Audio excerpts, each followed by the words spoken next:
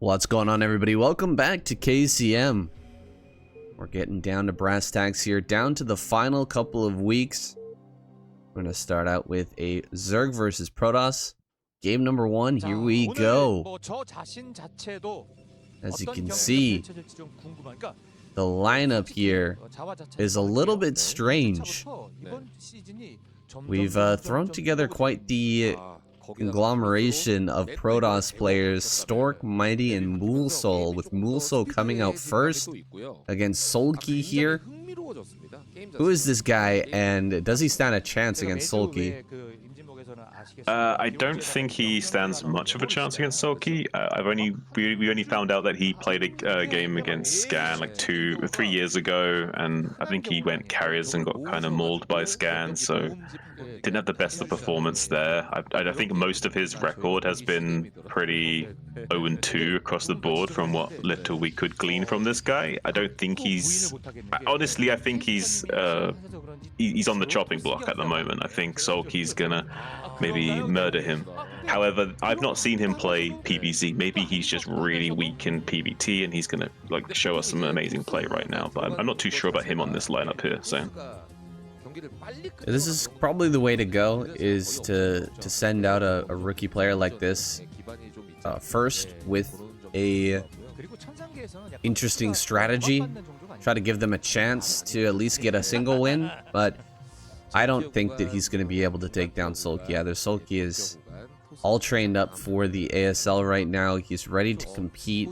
Mulsol hasn't even made it into the ACS, I believe. He's played in a few other leagues like the Caster Muse Star League, but not really getting big success against any of these really top tier pro players. So if he is able to take down Solki here, that would be an amazing win on his record.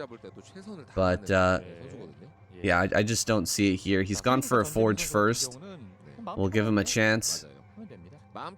But Solki definitely the favorite right now. Now, Nexus is started. We're checking on the eggs. We're not going to get killed by early lings here. I don't know about his micro with Zealots, so it's probably the better choice to go for that Forge.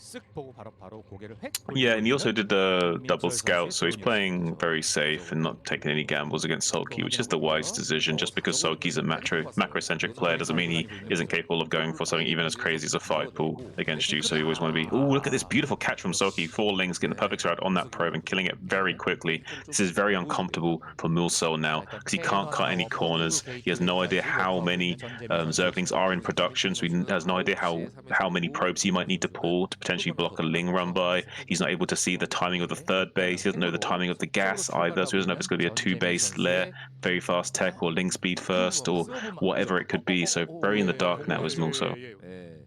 Yeah, that's a good competency check here for the Protoss, is can you keep your probe alive in the Zerg main? And if you're very far below your opponent, if your Zerg opponent is a lot better than you, you're probably not going to be able to keep that alive for long. And we can see he's already lost that probe. He's going to get a second one to come up here. Great attempted surround there by Solki, but immediately pulling back from Mulsol.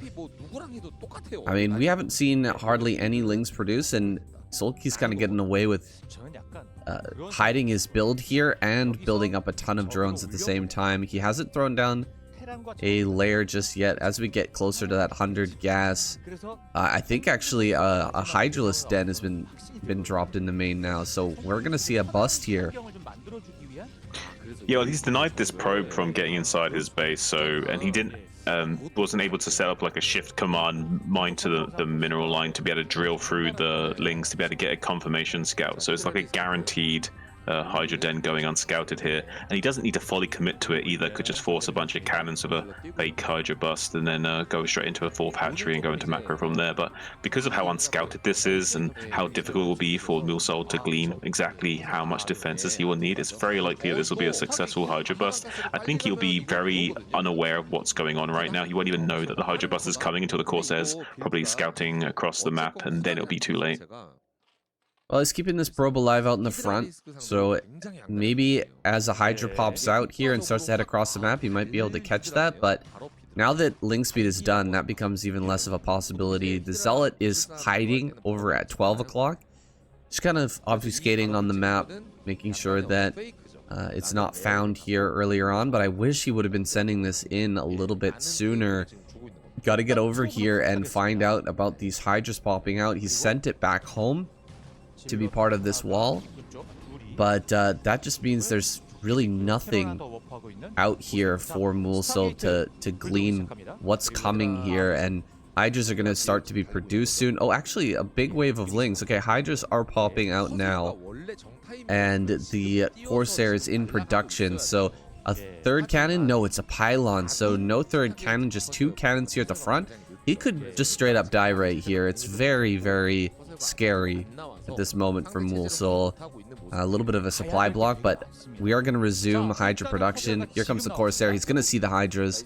We'll see how he prepares for this.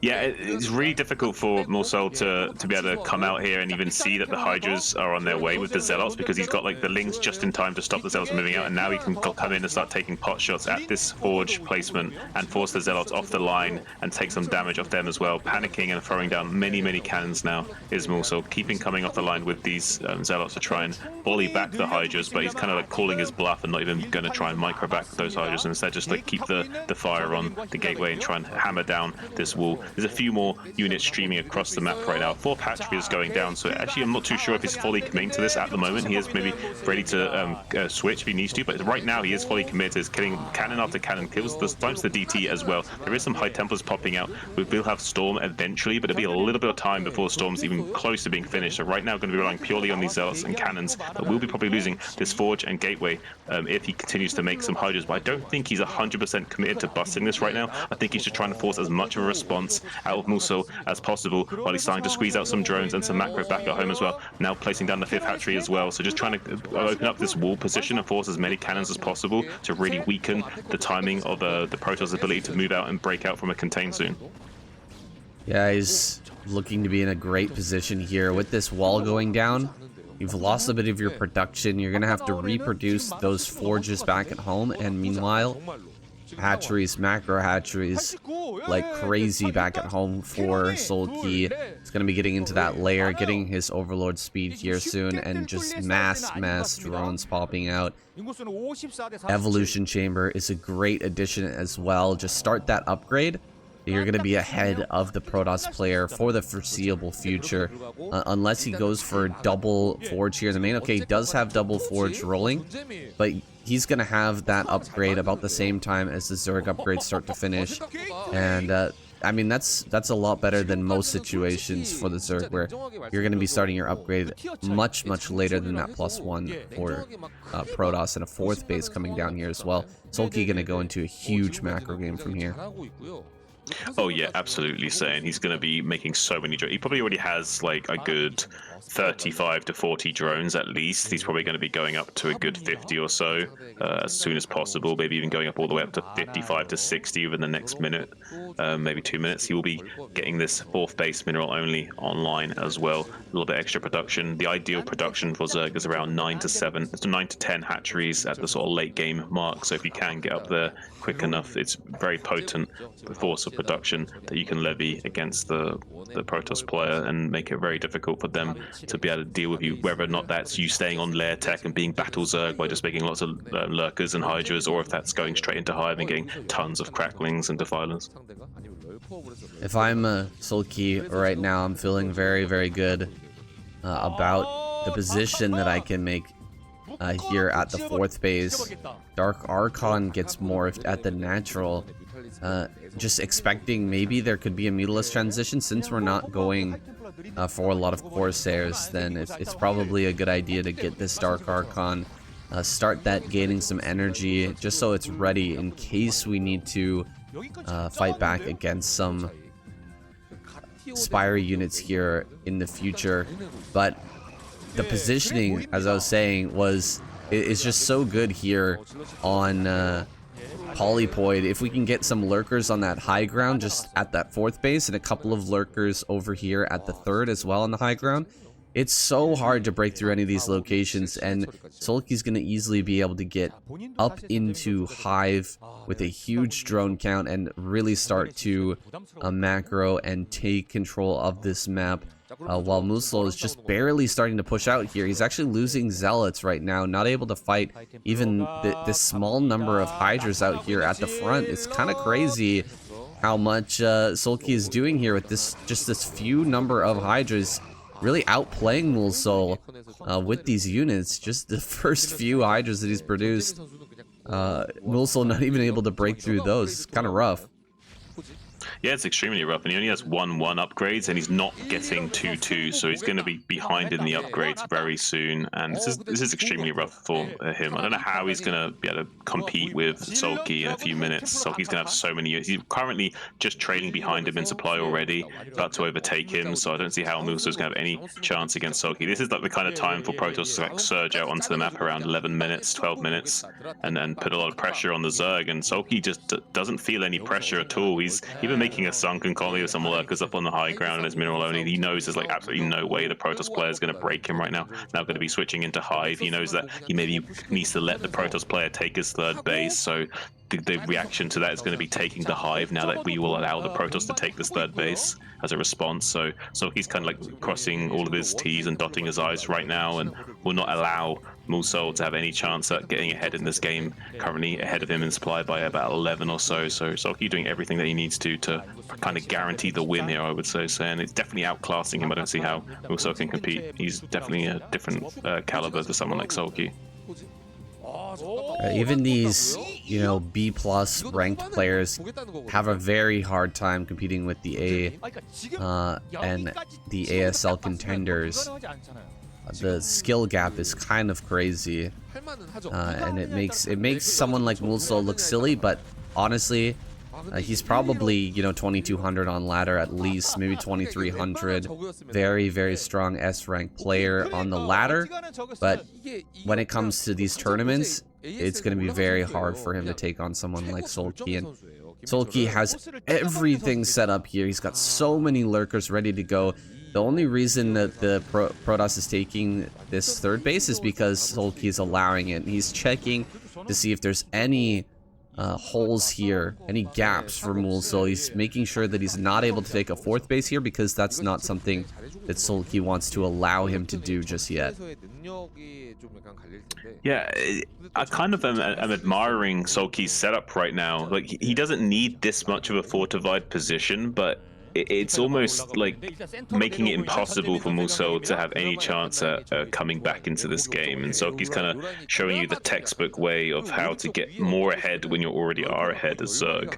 And just look at this, like a massive minefield of lurkers set up. He's going to be forced to come into this tight little choke here, which will then allow Sulky to pincer from both sides. Sonic Storm's going down, blanketing onto the Hydra and lurker position. But there's just so many Zerg units waiting in reserve. You can just send in a few few small squads of Lings to kind of soak up some damage and pick off some of these Dragoons at the front for just a few mineral units. So really Sulky's going to be trading at a cost-effective advantage almost no matter what Musou does here. And right now, even if Sulky wanted to, probably could go for a massive doom drop into the main base of Musou and actually make that actually work for a change. Usually that sort of style wouldn't work in a map like this. But considering how far ahead he is, he could kind of do whatever he wants to win right now. But I really like the way he's being so methodical and patient and just bringing Musou to task here, waiting for him to come out of position a little bit and then challenging him. We see Sulky checking on the right-hand side of that, making sure there's no greedy expansion paths. He's identified the base going up at the 12 o'clock position. It's now sending out small skirmishing units to the northwest quadrant of the map, taking out some of those critical high Templar units, while now coming into middle only as well. With a nice big flood of Zerglings trying to get on top of the cannons here. Maybe open up this position as well. Just trying to maybe stretch Musou so far, and too thin as he snipes more and more high Templars from the rally point as well. Now Musou's multitasking is being stretched to the absolute limit right now, unable to keep up with someone of Sulky's caliber, storming his own zealots in a desperate panic to try and trade somewhat effectively against Sulky, but unable to do so soon. Yeah, a bit of a multitask check here. Can you hold on multiple different groups of Lings, Hydras in different locations? It seems like Musou has passed this little test right here, but Sulky continues to grow. He's taking 6 o'clock. during all of this action. He's bringing up his lurkers now. Gonna take a very aggressive forward position here and challenge Mulsol to try and break through. You know, we've seen with that breakout a little earlier on, or with that attack a little earlier on from Mulsol, that Sulky's even committing to picking off the observers as much as possible, and I don't even see an observer here, so I don't know how he's going to be able to clear this. A nice Maelstrom on a bunch of these units, actually hitting these lurkers as well. Did you know that Maelstrom can hit underground units? I didn't know that. I guess we just don't see it very much, Saiyan. But yeah, it definitely does work, and looks like Muso is just drying up right now, Saiyan. He has 111 supply to 137. He's finally gotten that 2 armor online for his units, but look, we already have 2-1 upgrades for Sulky. He's already caught up and gone ahead and upgrades himself now. When the Zerg's on even upgrades with the Protoss, that's not a good sign for Protoss at all. He's got 2-2 to Sulky's 2-1. Actually favors Zerg, considering the way that the game tends to play out. So right now, Sulky looking absolutely fantastic. Has completely crushed his mineral only, cut off the 12 o'clock as well. So there's no way defending that now. Can start to contain him with some dark swarmed lurkers at the choke point now, forcing him to just use more and more storms to try and break out from this position. But it's going to be too little too late, as now he tries to pincer from behind with some dragoons to try and open up this high ground position. Finally, GG is called from Muso. Good God.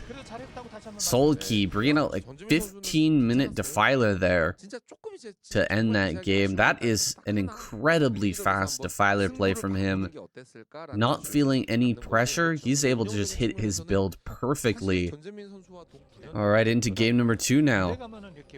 And if you want an example of how a game can go when a Zerg is not tested at all, when they have a perfect build order, they're able to hit it exactly as intended. Go back and take a look at that game number 1. I don't think that Light is going to allow the same sort of thing here with Sulky on Neo Sylphid. He's going to challenge him. He's going to force him to get out of his comfort zone and not hit that really quick clean build like in game number 1. So here we go. First Overlord heading up here towards the north. He's going to be scouting in the wrong direction. But you know, nothing really crazy coming out of Light here to start out. He's not going to be throwing down a forward barracks. Just getting that wall in and playing safe here to start out. Yeah, I can't say I blame him. Probably one of the safest ways to play on this map. Definitely sets you up for the ability to cut some corners as Terran and min-max your build a little bit as well. We see the fairly fast hatchery from Sulky here, wanting to take the 11 hatch, get a very fast economy online. It's definitely in line with his style. He doesn't really ideally want to go for any kind of cheese play or any kind of aggressive style of play. He's a very macro-centric player. His biggest strength is powering up his economy as fast as possible and then going for big mutiling surrounds on the bio in the mid game and just swallowing up these bio units as efficiently as possible with his mutiling groups, and then taking the Terran to task in the very strong macro game in the late stages. So someone of Light's caliber, though, definitely going to be able to find weakness in the build order of Sulky eventually. So we'll be putting the pressure on him going forward as well, making it very difficult for Sulky to get away with the kind of shenanigans that he can usually out on the ladder against the lesser adept Terrans. Ooh, this high drone play here, able to hit that SCV quite a bit, but the Marine does pop out to start protecting that. I'm always so impressed with the way these Zergs can control their drones in the early game. I've tried this on micro practice maps. It is insanely hard to get a drone to act like that. But Sulky, he does it beautifully. It doesn't really gain him much of an advantage here, but he will be able to send that drone back home. A second barracks here in the main, so starting that right away. We're gonna have quite a few Marines and most likely a quick stim timing here to try and throw Sulky off. And I think you're right, third in-base third hatchery should be coming down here for Sulky soon. I would assume that's just kind of his style, getting out those extra lings and Muta's just having more of a strong mid game. It's a style that's become more popular recently, and I think Sulky one of the players to really popularize it. Oh, absolutely. He does it so well, you know. It's just like it's like how Best is like known as the guy that's really good with Gateway Man and just like, you know, beating you into submission with his gorilla arm. Sulky is the guy that just knows how to take you to task with a very strong standard Zerg Mutaling style play, and probably one of the best players to watch if you want to learn how to play more as a macro style Zerg. Just because of how well he executes it, he knows this inside and out. It's sometimes difficult when you're watching a professional play and gleaning exactly why they're doing the things that they're doing, because they might be doing it in response to a small mind game in the early stages. But if you take a large enough sample size, you'll get to realize exactly what they're trying to accomplish and understand the flow chart of decision making actually going on there, rather than just like looking at one game individually. We see now the academy finishing at like about 420, which is on time to being a very strong 2 racks timing from Light. If he wants to put the pressure on Sulky, maybe force out at least 1 sunken, maybe 2. But with Sulky's ability to produce lings right now, he probably will not force that large of a response from Sulky. He may even try and get this SEV scout before it gets back home. Sulky's really adamant on trying to get that before it gets back home as well, so not going to be able to quite catch that. Checks the front door as well, sees exactly how many Marines are. 4-minute 50 now, moving out with a sizable group of about 9 or so Marines with medics on the way as well. So right now wants to put on a lot of pressure on Sulky, force out as much of a response as possible, as many lings and sunkens as he can get from this guy. One sunken's gonna start here, but not overcommitting to this. I think that it would be good for Sulky if he could defeat this with just a group of lings. He might try to run by here. 2 fire bats though in that choke, I mean, makes it completely impossible. But keeping these fire bats back at home, it really increases the possibility of overwhelming this with lings. If you don't have fire bats with this army, this Marine medic force becomes a lot less scary. Is he just going to pump a whole bunch of lings and try to overwhelm? Drones! Drones are popping out. Okay, here comes some lings. But I don't think this is quite enough to overwhelm. I guess he's going to just kind of defend here at the sunken colony and wait for those mutas to pop. 4 barracks going down for Light. I was wondering if we were going to see this. 4 barracks play has been really, really popular lately, and the follow-up is either straight on into Science Vessel, but more often it seems that Valkyrie is going to follow. And we'll see if he decides to go for that as well. Yeah, I'm very likely to see the Valkyrie follow-up, I think, from Light. And the 4 racks, I think, is an absolute necessity, especially on Silphid. You need 4 racks to kind of put any kind of significant pressure out onto the map and to kind of guarantee being able to eventually beat back the Mutalisk Micro. Because if the player is good with his Mutalisk Micro, it's very difficult to build a sizable bio-ball to be able to actually come out onto the map and do any kind of pressure. Looks at Sulky now kind of being a little bit annoying, coming into the natural, killing off this turret while the bio-ball is trying to get across the map to put on some pressure. So now a little bit of a bluff is being called, because Light's kind of saying, okay, well, kill some SCVs. I'm just going to go right to the sunken. I've only got 1 sunken right now. You're going to kind of relying on these small numbers of mutaling to defend. But now Sulky's trying to buy as much time as possible to swallow up this Bible as efficiently as he can. He's got a massive flood of lings going into a counterattack in the natural expansion, while the mutas are dogging the Bible in the middle of the map, trying to keep track of them and also kill as many of them as they can as any time they try to move. So now we see Light keeping the Marines in a tight square formation to ward away the mutas, while Sulky's buying more and more time for more and more lings and mutas to catch out so he can finally swallow up this Bible as efficiently as possible.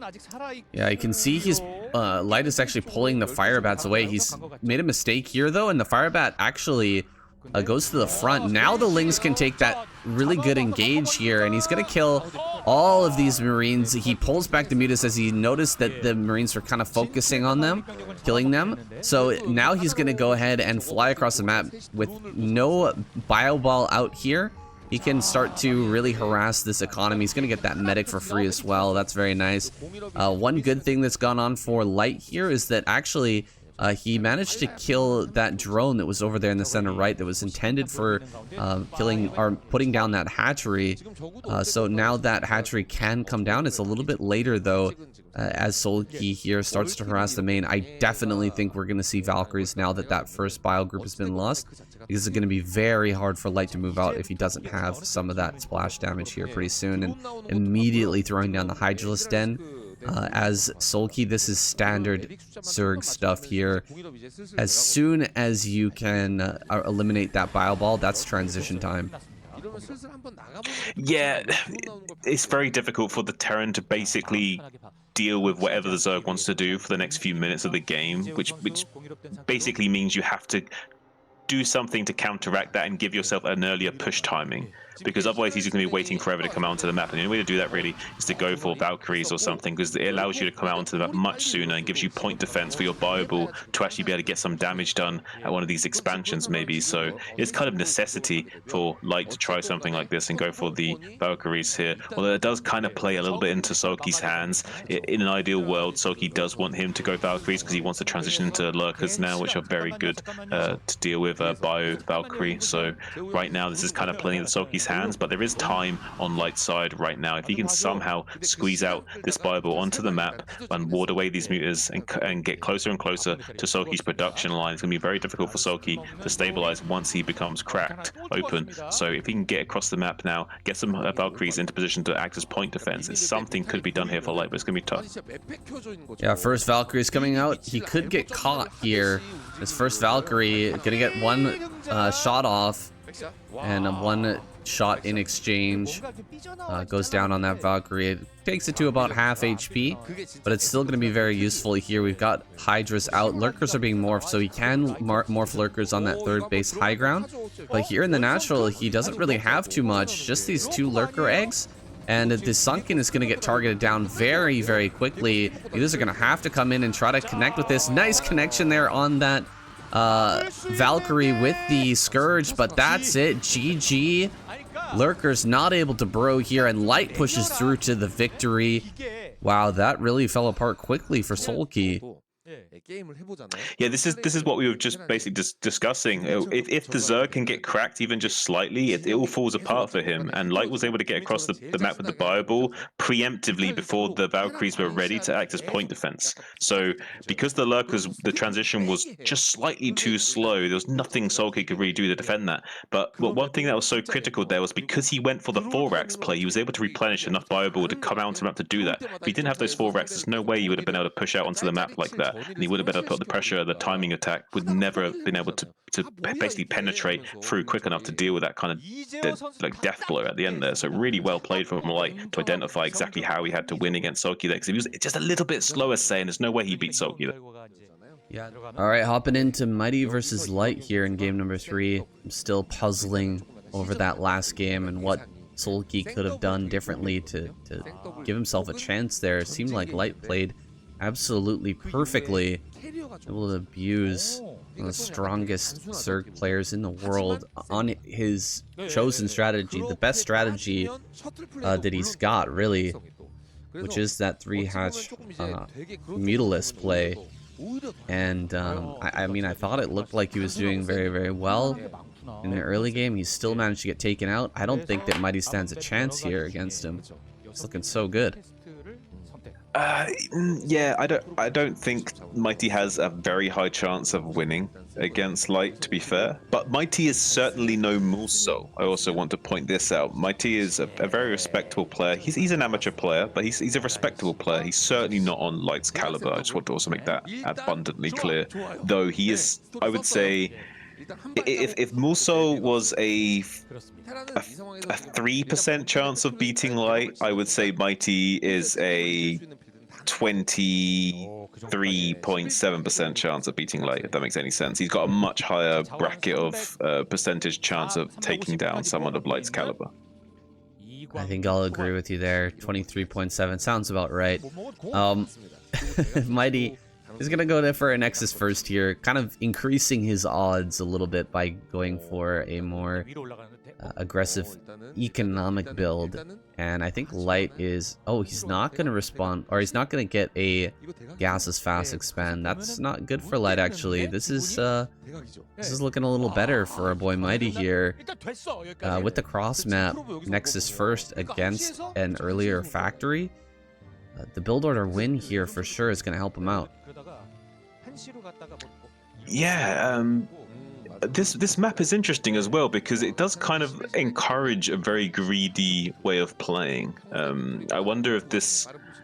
But I also think someone of Light's ability will probably not want to be greedy. As we see, he's going for this just very standard fast factory. Not going for any kind of bunker expand to try and take advantage of the fact that this ramp is so close to defend on this high ground. So basically any kind of normal defenses you would make anyway have way higher value because of this high ground expansion. So greedy plays tend to be more rewarded. And what we see here is a greedy play from Mighty, which makes sense, but Light instead is gone for this very standard, just one factory, kind of like fake double kind of push way of playing. He's taken 2 off of gas, so he's definitely not going to be wanting to make a second factory or anything like yeah, I don't really understand this fully from Light. I think it's all we can say for sure is that Light is extremely confident in his ability to take down Mighty and wants to take absolutely no risk whatsoever in doing any kind of greedy play, even though I would say it's very safe to do so.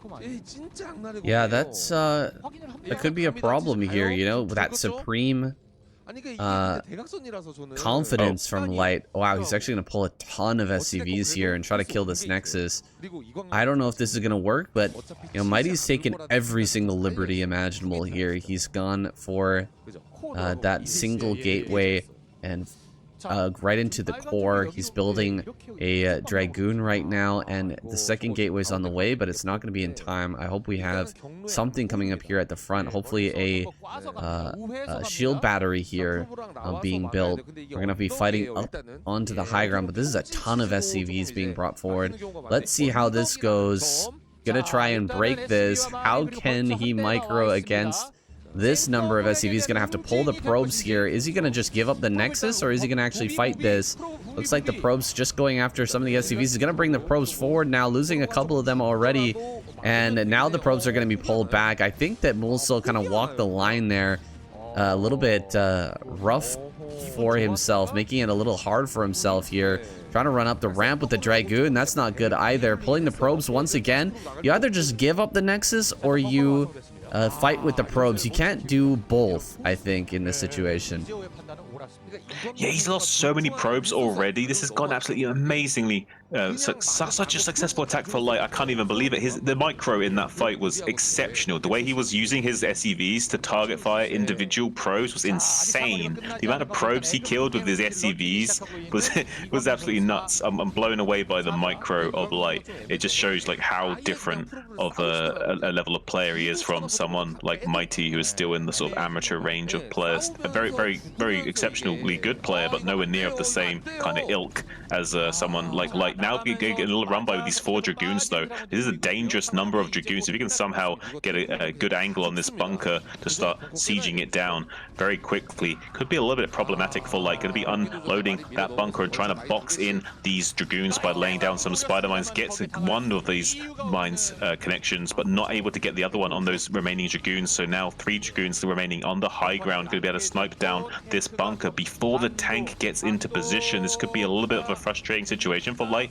but he's still in a great position here. Going to be unloading the bunker instead, not allowing any kind of advantage to Mighty now, just getting on top of these Dragoons very quickly, taking out 2 of them in short order. They were on no enough HP for him to bully them back. Beautiful play from Light, maybe getting the full trade off on this. Perfectly calculated, but needs to be careful not to lose this tank for free here. Does get the Dragoon before losing the tank. He will eventually lose this tank to the dive from Mighty, but great calculations from Light there, understanding exactly how many shots were going to be fired from both sides of the Dragoons and the tanks, to be able to do a good calculation on maintaining the lead right now, and is able to get into the main base eventually with this Vulture as well after laying down the mine, but not able to get into the main mineral line because of being sniped by the Dragoon. Well, that's actually insane play from both players here right now.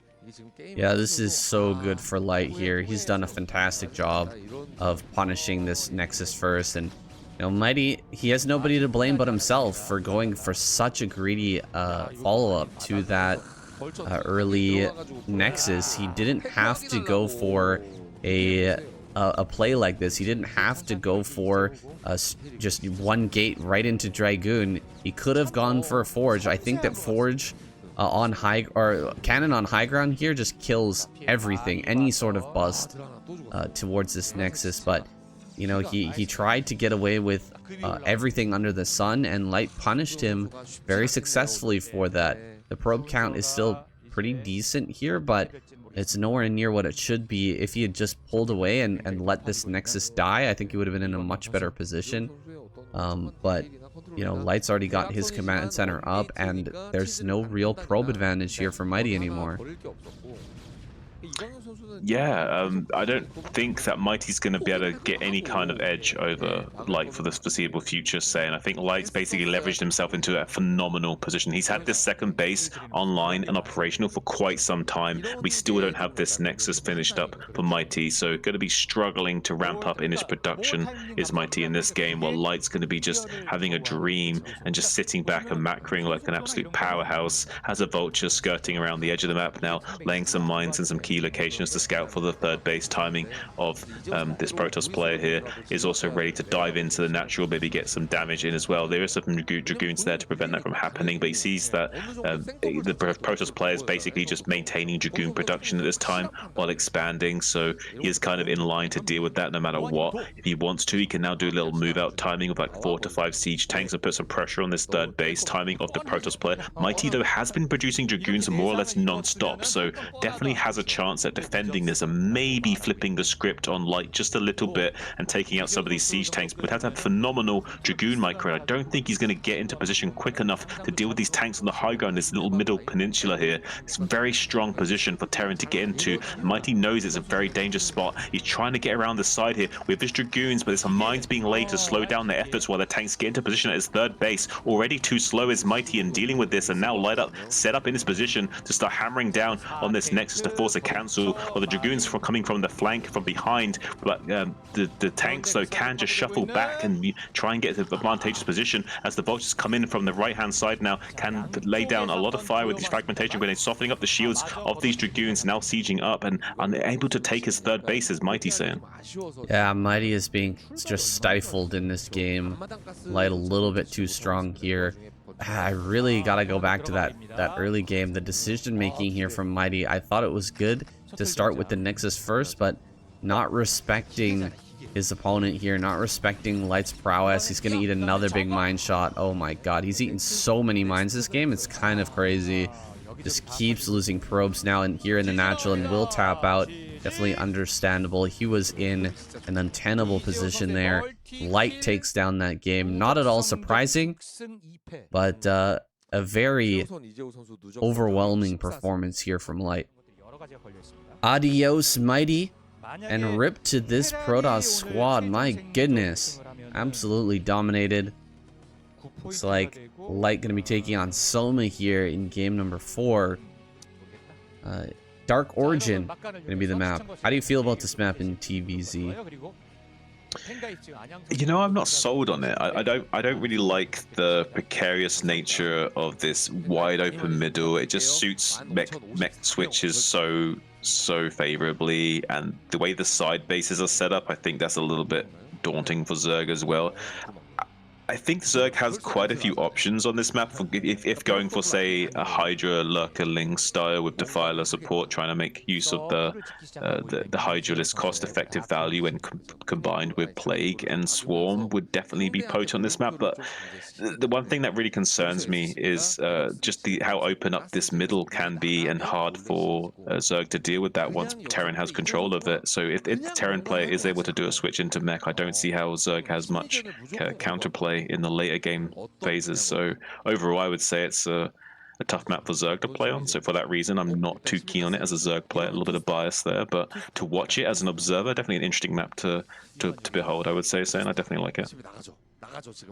I think the changes that have been made to this map recently have made it a little bit better for the Zerg, but I definitely agree with you. Now we've got that top right base and the bottom left base, which are on high ground. Makes it a little easier to hold, but this is a problem that we often have with two-player maps is that a lot of them have far away difficult bases to take with not very defendable positions for the Zerg player, but this one's been cleaned up a little bit. It makes it a little easier, but yeah, there's still those ever-present two-base player, or those two-player map concerns. And wow, look at this.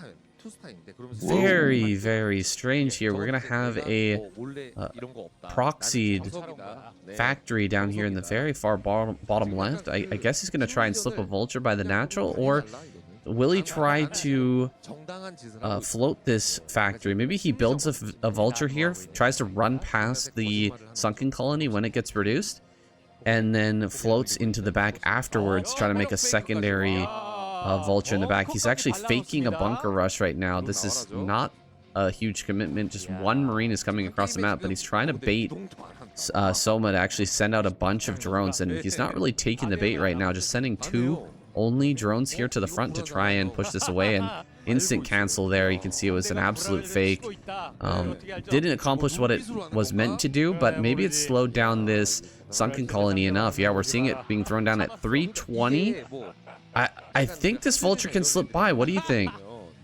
It can. 323 would have countered the vulture if it was made from the main base of Light here, but there might be enough of a rush distance that... Here's the thing, right? If he went around the long way, yes, but he's going to hop over the minerals with the SCV, he's saying. So he's going to get in there very quickly. If the Lynx can get a block on it, though, that'd be difficult. Oh, he failed it the first time, though.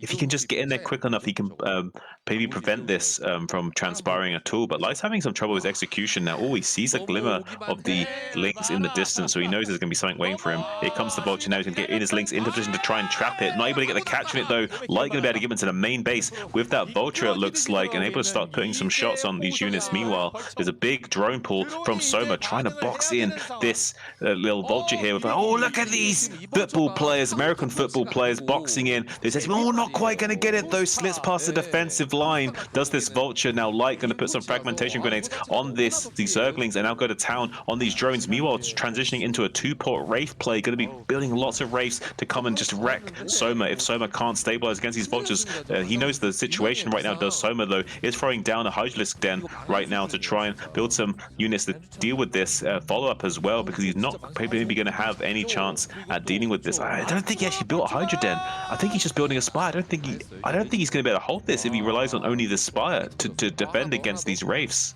I think even if he holds against the vultures here, if he hasn't thrown down a Hydralisk Den, he's not going to be able to deal with the Wraith follow-up, I don't feel like. I think Soma might be in real trouble here, Sam. Soma in so much trouble right now. He's lost a ton of drones. He just hasn't been able to hit his build. He's going to lose a Overlord as well, so will he even be able to produce a pair of Scourge when that Spire is done? I don't think so, because it's not finished yet, and we are completely supply blocked. This is terrible, terrible for Soma. He's got a Burrow at least, so he can avoid these kills on these drones in the natural, but oh, he did manage to get a few mutas out here, so that is very, very good news for Soma. I thought he was going to be waiting for an Overlord before being able to produce anything. He's getting the moving shot here on some of these. He's not able to get it any further. I thought he was going to get at least one Wraith there, but he's just not quite able to. Just not quite able to get that. Cloaking's going to come up here soon as well, so you can't stick around for long with these few mutas. You got to get out of here ASAP. We've got a burrowed Ling here just to make sure that he sees whenever a vulture slips over, but that vulture's going to get in here now, and the mutas should be able to respond. Where are they? There we go. He can't be losing any more drones to this. It would be devastating to lose even one more drone to this this vulture attack. Looks like he's going to burrow that drone. Oh, he keeps it alive. Thank goodness. Yeah, what happened there is if you borrowed the drone too soon, the attack of the fragmentation grenade will actually make it unborrow. So if you borrow it actually at the wrong time, it will then become unborrowed and vulnerable once more. So also be very careful when you actually execute that borrow order as well, because it can just be getting shot after the fact and then popping right back up again, which we saw there. Yeah, Soma kind of avoided disaster though, right? He got those initial 3 mutas out to not just die straight up. I feel like if he had lost the Overlord without building those mutas, he would just die, I think, there, because he would would have taken too much economic damage. Instead, now we see a situation where we're going up to 6 Wraiths with Cloak, so it's going to be a game of micro right now as he comes into the natural expansion to try and kill some of these drones and snipe some of these Overlords. Looks like Soma, they're getting right on top of these Wraiths from the northern flank, kills one of the Wraiths instantly, takes another down to low HP as well. Now looks like Light's going to want to be backing away from that, understands that's a little bit of a potent force that Soma's got right there, so he needs to get a few more Wraiths out, maybe even go back and repair some of these Wraiths before going out again. So right now I would say Soma's weathered the storm for the time being. Yeah, and all of that, what Soma just did there was completely enabled by these Broodlings out on the map. They spotted where the Wraiths were, and so not able to get the element of surprise, and Soma able to send his overlords forward at the proper moment, bring his Mutalisk to bear there, and fight back against this 2-port Wraith play. A lot of turrets being built now because Light is expecting a big counterattack coming here soon, but Soma's actually going to take a 3rd base right now. Yeah, this is actually really good for Soma because Light wants him to attack right now, but he's not going to. He's just happy to just macro up a little bit and take his own expansion. He understands Light's not expanded right now. Light's only just now taking his expansion, and we're taking our 3rd as Soma. So Soma's probably thinking to himself, I'm kind of lined up with you nicely here, so I'm kind of comfortable with this game state. So for the time being, Soma's just going to be comfortable to sit on his supply lead and just macro up from here on out, I would say. And that doesn't really play into Light's hands at all. Light's going to want to maybe go out onto the map with these Wraiths soon and make something happen, but right now Soma's going to be the aggressor and comes into the main base trying to open up this position by threatening the turret. Does get the repair in time though, so not able to quite accomplish that. It looks like all these zoning turrets being set up from Light. He understands that right now a big play from Soma can come in, and Soma does want to come in and try and punish his expansion attempt. Does get on top of these Wraiths with some Scourge to try and zone them back while the Mutaglaives start to bounce between these big pack of Wraiths, like 10, 11 or so Wraiths here initially, but now whittled down to only 7 Wraiths remaining, but only 6 for Mutas for Soma on the exit. Does manage to get that turret, but not before losing a lot of HP and the extra Mutas to these Wraiths. Right now, Soma's losing this air battle against Light, but Light's forces are not regenerating any HP and will eventually be all whittled down to a nub. Has got red HP on almost all of these Wraiths, but not quite enough Mutas to finish the job on these Wraiths either. So this is actually going really favored in Light's side. Look at all these Wraiths with red HP, just barely managing to win this fight as Light.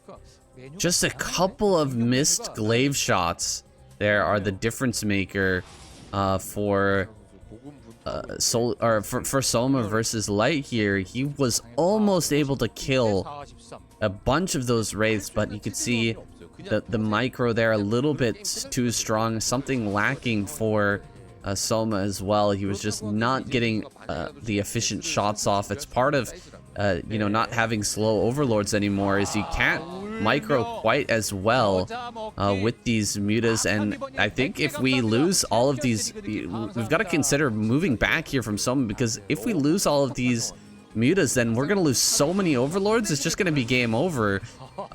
There's like 8 overlords here, and they can all be tracked down very, very quickly if he suddenly overwhelms. A 3rd gas is up now and starting to run here for Soma. I think he needs to back off and look towards the next stage of this game, because for the most part, Light has held, and he is going to be microing super heavily against these mutas, pushing them back with the turrets and the marines now.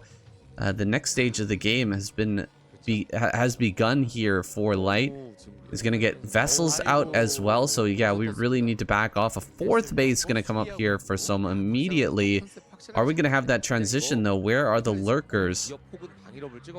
Yeah, I don't know where the lurkers are. I think actually Soma sniped the first vessel with a pair of Scourge. I think that's Light's second vessel actually. So now a little bit on the ropes is Light not able to have that really fast irradiate timing to ward off these units that he needs. So now Soma coming to the main base, taking some big mutiglaive swipes at this mineral line, hampering the economic prowess of Light by reducing those SCV count. Now going to be retreating out of there. Doesn't want to be engaging too long because the race do have a lot more range than these mutas with their missiles, their Gemini missiles. So need to be very careful against those race. And with good micro, the race will basically always beat the mutas. So Soma needs to be very careful in how he picks and chooses these fights with the Terran player, because if he does pick the fight at the wrong time, he will just lose all of his mutas for free, because the race will just chase the mutas down and kill them so easily. Big irradiate coming down, not able to split it quite as efficiently as he'd want to, and because it took him so long to split, the race took a lot of extra shots in. Meanwhile, all of that happened. I would say that's not a bad split from Soma, but it definitely was a big win for Light there. But I would say overall, I would favor Sova's position still in this game, despite some good trades from Light. Yeah, the taking advantage of the irradiate like that's a really good play. You can't be microing your mutas while you're trying to split and get the irradiated muta out of there. So just flying forward, taking a bunch of pot shots there. Light able to do a lot of damage with the very few wraiths now still remaining. He's kind of switching out of this tech. He's not really continuing to build wraiths here. So his wraith number is very low. He's going to start to rely on primarily Marines and of course these vessels for the defense, but Soma's starting to crack in here. He's getting some damage going. He doesn't have a transition from here, so his Mutalisk count is very, very high right now. And he's starting to take over the barracks and production area. Losing some of these mutas out here on the map, these reinforcing mutas, is a bit painful. Another irradiate goes down, but Soma really taking over this area. Marines are going to have to come back here. They don't have medic support yet, though. And I don't think they have range or stim either. So it's very difficult for them to get in here and actually prevent this or to kill this. There we go. We've got stim now. The overlords are going to have to fall back. A lot of them are going to fall. And Soma pushed away. His mutas are incredibly bruised and damaged. Do we have a transition from him? Where is that Hydralisk Den? Well, he might even try and go for a Hydra Guardian play, but I think now he's making a Hydralisk Den. I think now he's finally done it, but he could have maybe gone for a Hydra Guardian play as well. Didn't necessarily have to go for the Hydra Den. Could have gone for Guardians, but yeah, it does make sense for him to finally transition. It's kind of crazy though. He's really tried to finish the game, but been unable to do so. Light's done a pretty stellar job of defending, throwing down more and more turrets, doing a great job of getting maximum value with his irradiates when he has had them available. Soma coming in again in the natural expansion and opening up this position once more, takes out the turret. Another irradiate goes down. Pretty good split from Soma, but enough damage is being done to these mutas to ward them away for the time being. So I would say overall this is looking pretty good for Soma in the sense that he's kept Light pretty reasonably favored with him on supply. He's been ahead in supply this entire time more or less. Only just now is Light starting to come out a little bit ahead on supply. Soma comes into this natural expansion trying to migrate down more and more of these Marines with these mutiglaive bounces, but unfortunately taking more and more damage. Finally, another good split from these mutas, going to maybe get a little bit of trade cost efficient value, but right now Soma's slowly in a little bit of trouble here if he doesn't transition soon. I think he's doing a great enough job of reducing the bio count of Light that maybe there's some hope for him though. He's killed so many of these Marines with these mutas. Even though he's been trading at a bit of a deficit here, he has reduced a lot of the infantry of the Terran player, making it very difficult for him to come out onto the map. And Soma's biggest weakness right now is how open his position is, so he needs to keep the Terran back at all costs. Like Soma's best form of defense right now is offense, and the only way he can have a chance at winning this game is by keeping Light on the back foot. Light has been on the back foot nearly this entire game, aside from that first attack. Oh, he gets a vessel. Very nicely done there. Did cost him quite a few Scourge, but absolutely worth it to reduce the number of irradiates that are going to be out here. Now, I'm afraid for Soma, man. He does not have a big Mutalisk count anymore. And there's still irradiates here, and we don't have even a single lurker morphed yet. These Marines are coming across the map with +2 finished already. +2 is done. These Hydras are going to stand no chance at all standing against these. He's going to come forward, try to block, I guess. But the lurker eggs are not going to completely block this. Oh, he's trying to move just a slight bit over to the side and block.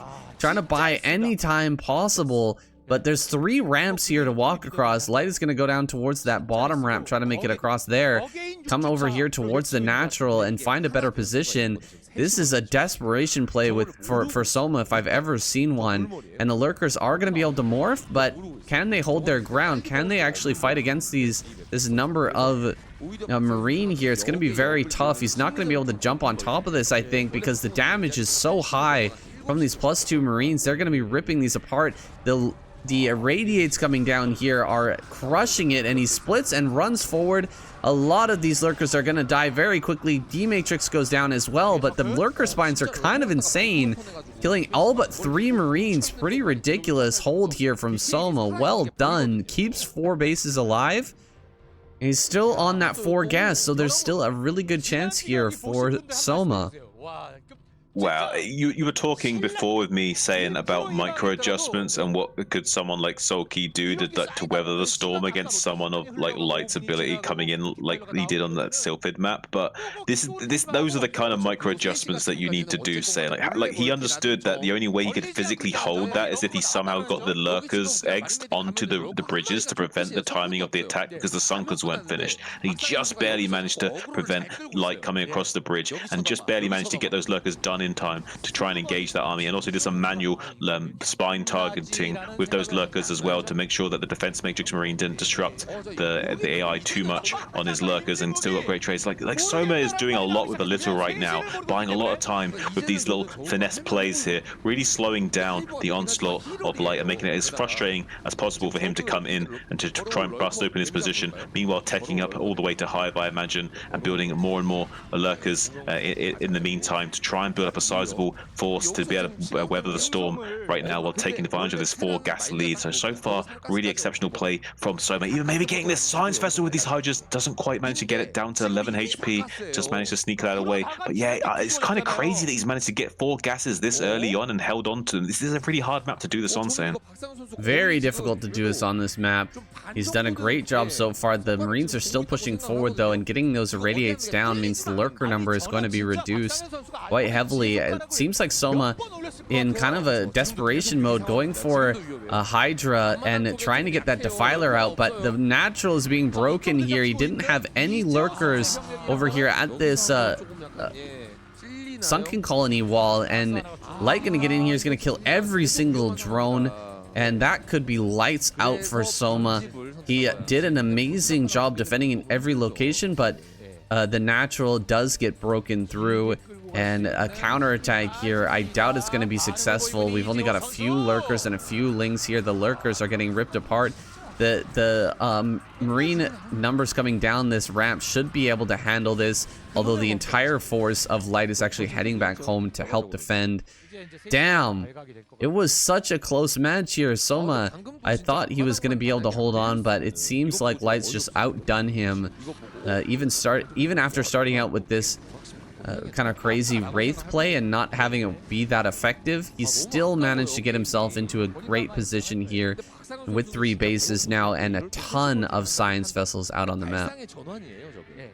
Yeah, Light's been let out of his cage, and it looks like it's soon going to be lights out for Soma too. Really unfortunate for Soma here. Fell apart right at the crucial moment where he could have just stabilized, get these Defiler tech out, and have a really cost-efficient army of those Hydralisks and Defilers to fight Light back. He is, though, taking out this 3rd base location with these Hydras, preventing any form of mining at this position. But right now, it's a really untenable position for him because he can't quite defend this natural expansion and retake it without Defiler support. This is a small possibility that maybe he could sandwich in this Terran army as it came into his main base and maybe somehow win the game from there, but there's just no Defiler support. There's no huge army supply to really fight with right now, so it looks like he's just going to get absolutely crushed by this onslaught of Ghost Rifles gunning down all of his units. GG is called from Soma. Wow, Light is absolutely on fire.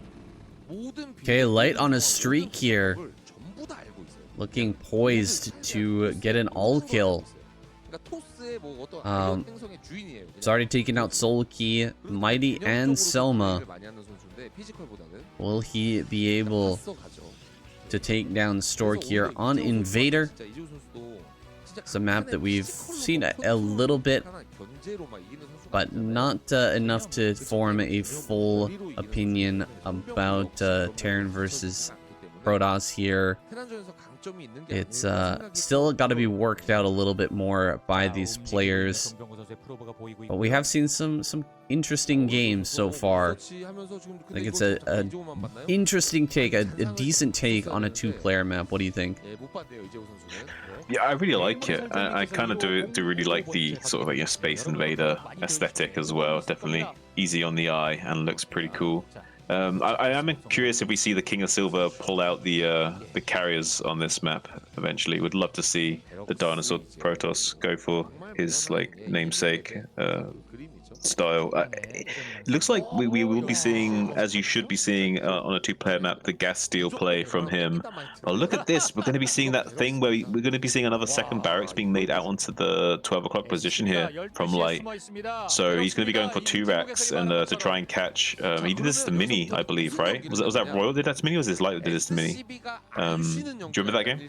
I can't remember, sorry. I saw that Light was checking actually in the center right for like a couple of barracks on high ground there, making sure that he wasn't going to be rushed. Maybe that's popular on this map right now, I'm not sure, but he's going to have a lot of Marines out here. He's going to be putting on a ton of pressure to Stork. It's going to be up to Stork to defend this properly, sending a Zealot across the map. This can still go badly for Light, and you know what, actually I am remembering that game now. Was it Bisu who held it off? Or Bisu. Yeah, Bisu. I can't remember if it was Light or Royal, but it really looked like a strong play, but Bisu with his micro able to take that to just shut it down. I don't know if Stork has that level of control though. Yeah, and maybe not even that level of game sense to fully identify it either. We'll have to, that remains to be seen. What we're going to see here is like a constant Marine production from this main barracks, which is very standard and doesn't look very suspicious to Stork at all. But getting some of these Marines as well is a big deal for Stork, so that might help him. If he gets just 1 or 2 of these Marines, it's going to help him out a lot. The big issue though is that he won't be necessarily prepared for the second barracks that's just constantly producing Marines out of the 12 o'clock position. Eventually he's going to be sending a sizable force of infantry to the natural expansion of Stork, and those Marines can really bully the rangeless goons that will be probably there to defend at that time. So it will be very difficult for Stork to adjust and defend that without shield batteries and maybe some pull probes and what have you. So does need to identify this. And now we see the Marines moving out already. 3 Marines and SCV seems to be the magic number right now. It's going to try and come in here, maybe build a bunker right on top of this area as soon as possible to make it a very hard nut for Stork to crack here. But there is a couple of zealots on the way back home to try and deal with this. Maybe could get on top of this quickly enough. There is a zealot coming from both sides. Maybe they can kill enough of these Marines to maybe delay this from going up. It's gonna be tough though. Beautiful micro from Light, getting as much damage on that zealot as possible. It does barely manage to finish this bunker, but the big beautiful probes around from Stork not allowing these Marines to come inside this bunker. So far this could go either way, but right now this is really favoring Stork because he's really shut down this play and put down a lot of damage onto this bunker as well. So this bunker is going down. Here come the boys. 11 SCVs being pulled from the main middle line of Light across the map right now. Is a little bit of a long rush distance, but eventually he will get here. Put a lot of pressure onto Stork, but it's beautiful probe pull, forcing back the big Marine ball in the middle of the map all the way to the center. You will also see these SCV train coming in. Needs to be careful. Now here comes the drill. The SCVs now starting to drill through these probes and zealots. One of the zealots is isolated, getting bullied by these SCVs, and the Marines gunning down as much as they can. Looks like Light's coming ahead on that trade at the moment. There is a bunker still underway outside the natural of Stork, but he's not quite able to finish that just now. Is starting to put down building time on that as the SCV train comes in. Now bullying back these the Zealot and probes all the way to the natural expansion area. Looks like Light is doing a great job of punishing Stork's positional issues here right now, and I think that Light's going to come out ahead of this. So yeah, the overall SCV control just a little bit too strong. All the SCVs here at the front going to be repairing each other and just body blocking this tight little space between the Nexus and the wall here. Getting on top of this Nexus, he's gonna start to bunker push towards the main base. Actually, a little bit crazy. If he tries to go up this ramp, it's gonna be pretty insane. But He's got enough Marines here. He's got the SCVs. A bunch of probes are going to be pulled and brought down this ramp. He's trying to kill some of these Marines, but actually blocking a lot of his own units here, and the Zealots just can't get on top of any of this. Dragoon is out, but it's running down the ramp, getting blocked by the Zealot now.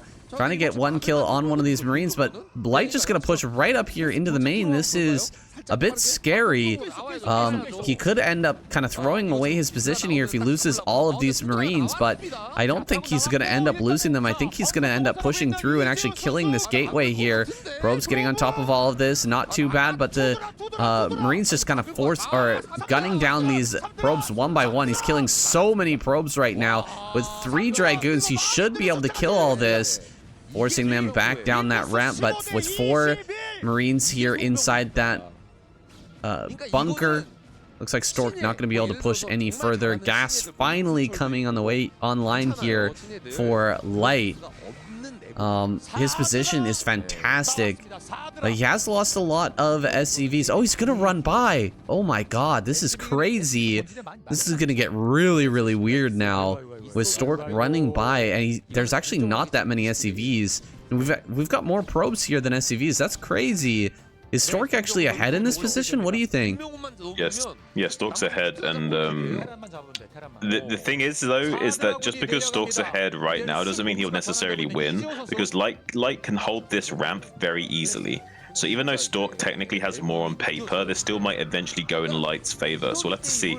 Right now we see Stork trying to see if he can edge his way up this ramp, but notices that the position is just too great. So instead he's going to have to try and just bust out and take his own expansion eventually, unless he wants to go for some kind of tech play to punish Light. But it's going to be a bit of a weird situation, I would say. Overall, I would say this definitely favors Light in the long run, but Stork is ahead on paper right now. So it's an interesting position. I think like Stork expands right now and keeps the pressure on Light. I think Stork's ahead, but I think, oh, look at this from Light. Okay, we're going to be seeing a bit of a cheeky play. He's going to be making like a stimmed fire bat, I think, maybe in the main base or something like that to try and kill a big bunch of probes. Yeah, he's going to do the stimmed fire bat thing. This is crazy. If this works, it's going to blow my mind. And he's going to try and get stimmed fire bats in the mineral line of Stork. Oh, is this gonna spot? One probe is kind of moving through the main. I don't think that saw the barracks here in the top right-hand corner. This is just barely out of vision. Oh my goodness. You know, this has happened to me before. This has happened to me before. It's not a fun experience. We're gonna see a bunch of probes go down here in a moment of duress, I think. Oh, here we go, here we go. Firebat's running into the main. Gonna dive on top of these probes. Looks like the probes being pulled away pretty darn fast. This one Firebat could get some big damage on some of these probes. Here we go. 4 or 5 probes have already gone down. He's stimming second time. This is all you're gonna do is just keep hitting that stim button, get as many kills as you can. Oh my god, so many probe kills. Saying this is insane. What are we watching right now? He's chasing down the probes and gunning them down like this. What is going on? I don't understand. How is he this good? He's still killing probes in the main base. Oh my god. This is craziness. The Nexus finishes up here in the natural, but we've got so few probes right now. Stork, if only he had his Dragoons near home. But he was over across the map, kind of pressuring this move forward by Light, making that distraction force work for him here. He brought out a couple of medics, a few Marines, and he just ran into the main with the Firebats. I thought that he wasn't going to get much damage because Stork pulled away his probes so quickly, but those Firebats just hitting that stim, hitting those drugs hard and running after those probes, managing to get way more kills than expected. It was beautiful manual pathing from those Firebats. Like Light was not only stimming them constantly and keeping them moving, but he was manually pathing them to constantly catch up with the probes. They had slightly faster movement speed, and with a few fine controls and finesse, he was able to get into positions where he could still gun down the probes, even though they were being drilled away efficiently. So amazing play from Light, getting that kind of damage done. He's still not like out of the woods yet. He's put himself into a phenomenal position compared to what he was before. Before he made that attack, I would definitely stay true to what I said before. On paper, Stork was very far ahead of Light before that attack transpired. Now we're going to see the tech transition into Reaver play from Stork, which is a very good follow-up here. If there was any commitment to bow from Light, which we do see these medics and Marines being used to ward and weather the storm of, like, look at this, hang on, trying to get the bunker kill, does able to snipe the bunker with these Dragoons. Stork opening up this position and starting to punish these Marines, hitting down one at a time. Only needs 4 shots to snipe the Marines. So with 5, you can guarantee to kill these Marines regardless of a little bit of heal from those medics as well. So it looks like Stork has completely flipped the table on Light and said, it doesn't matter that you killed all those SCVs with this pros of 5 ads, buddy, because I'm just going to come in there with some old school Dragoon micro and just mess your face in.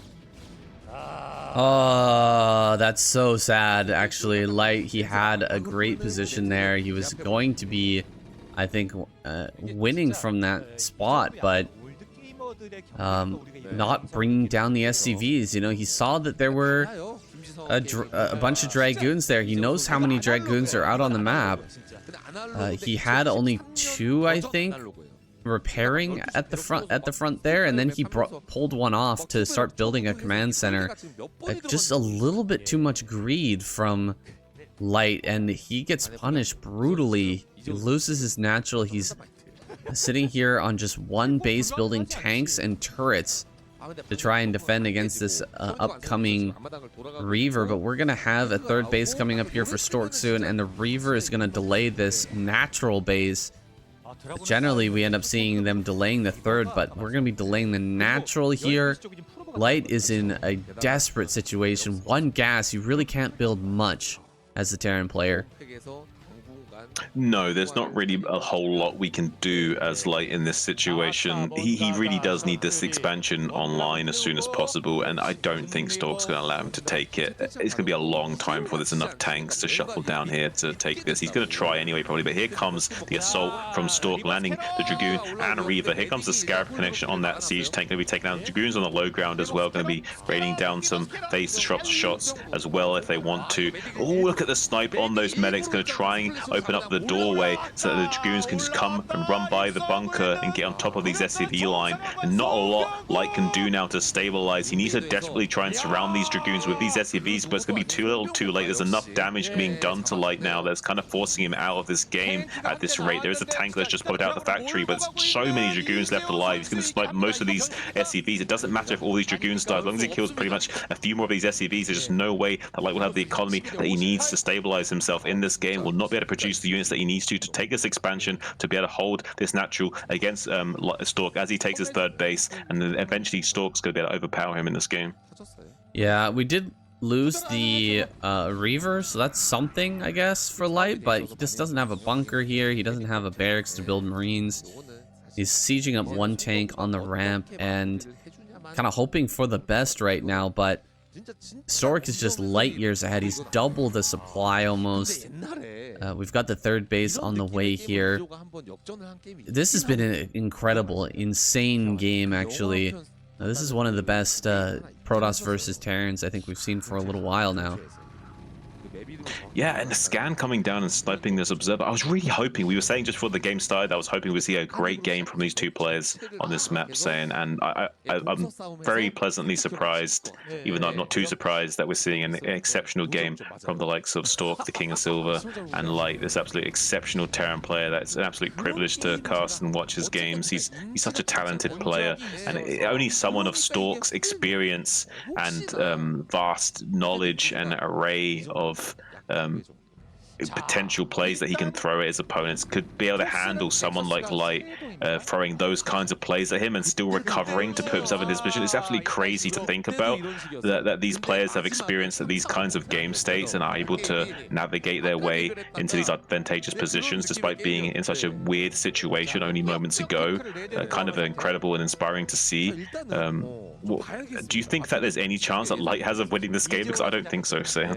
Well, he's decided to go for a Hail Mary play. He's gonna throw the ball all the way down the field and see if somebody can pick it up and catch it.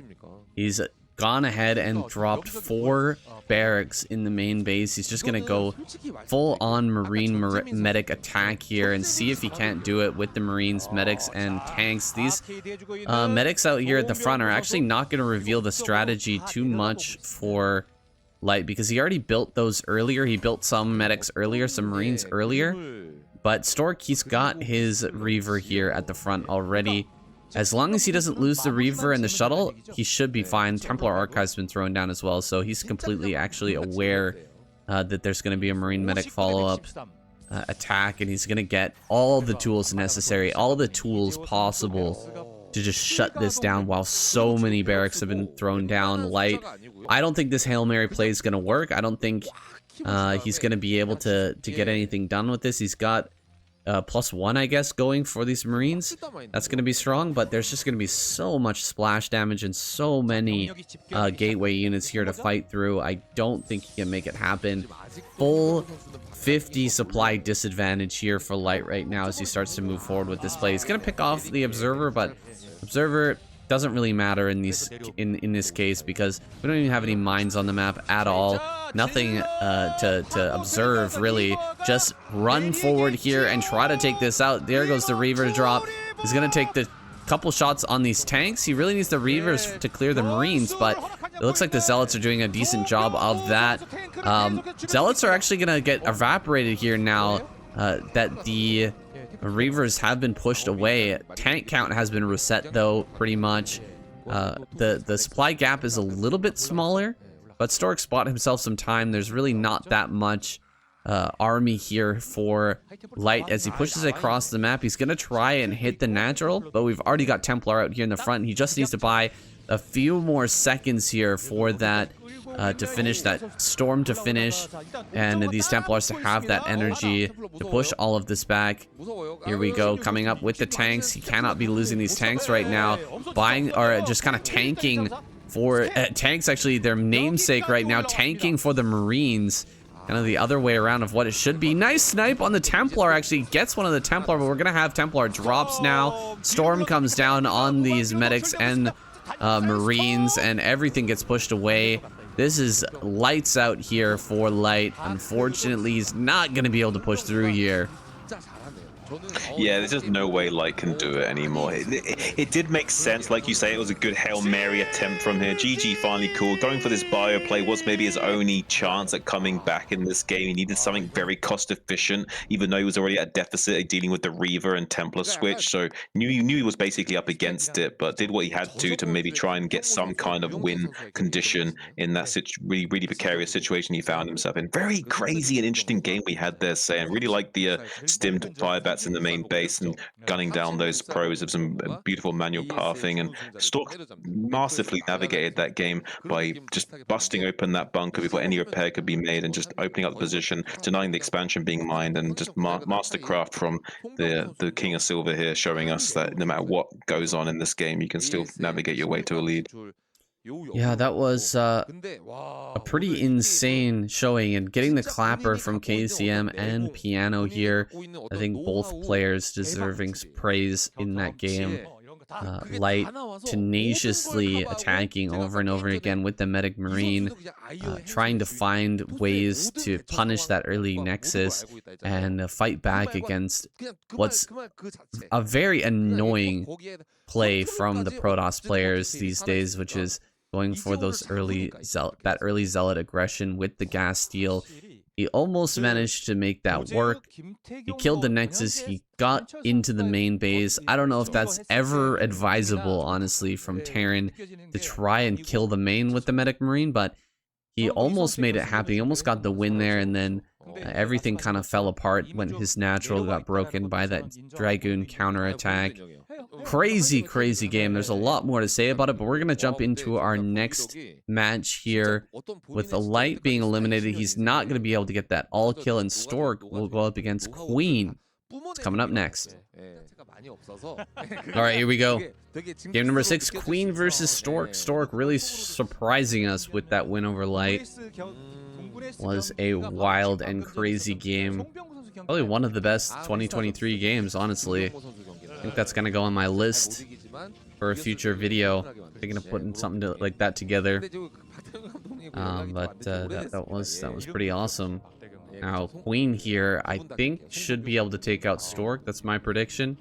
We're on retro, but Stork definitely proven himself here in this last game. I'm not going to count him out just yet. We've got a gateway first from him. Now I don't know if this is a good idea. Well, it might be a good idea because he doesn't necessarily. Okay, I think in this situation it's going to be really tough for Stork because he's going up against 9-pool Queen. But on the other hand, I think this Stork's kind of won the lottery because Queen got cross map, which actually does slow down the potency of the 9-pool timing.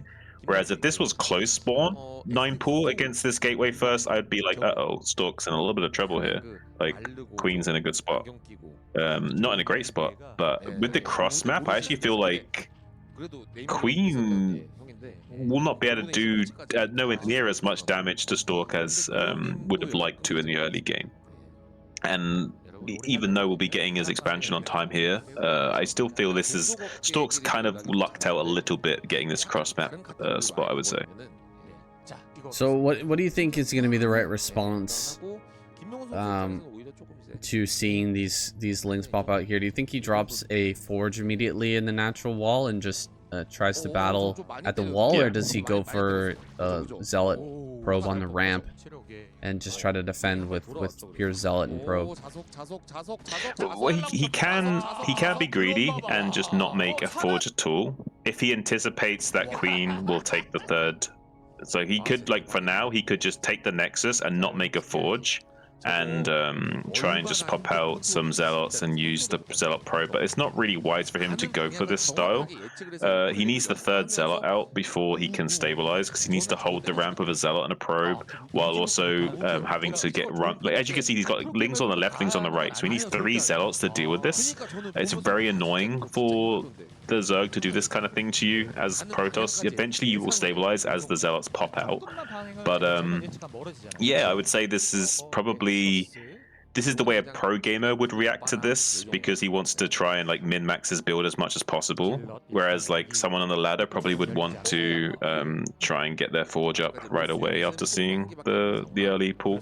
So I would say that this is probably the most effective way of dealing with it, because you min-max the build enough that you punish the Zerg even more, because you have to lose a little bit of mining time from the extra probe that you're pulling to hold the ramp as well. So this kind of evens it out even more.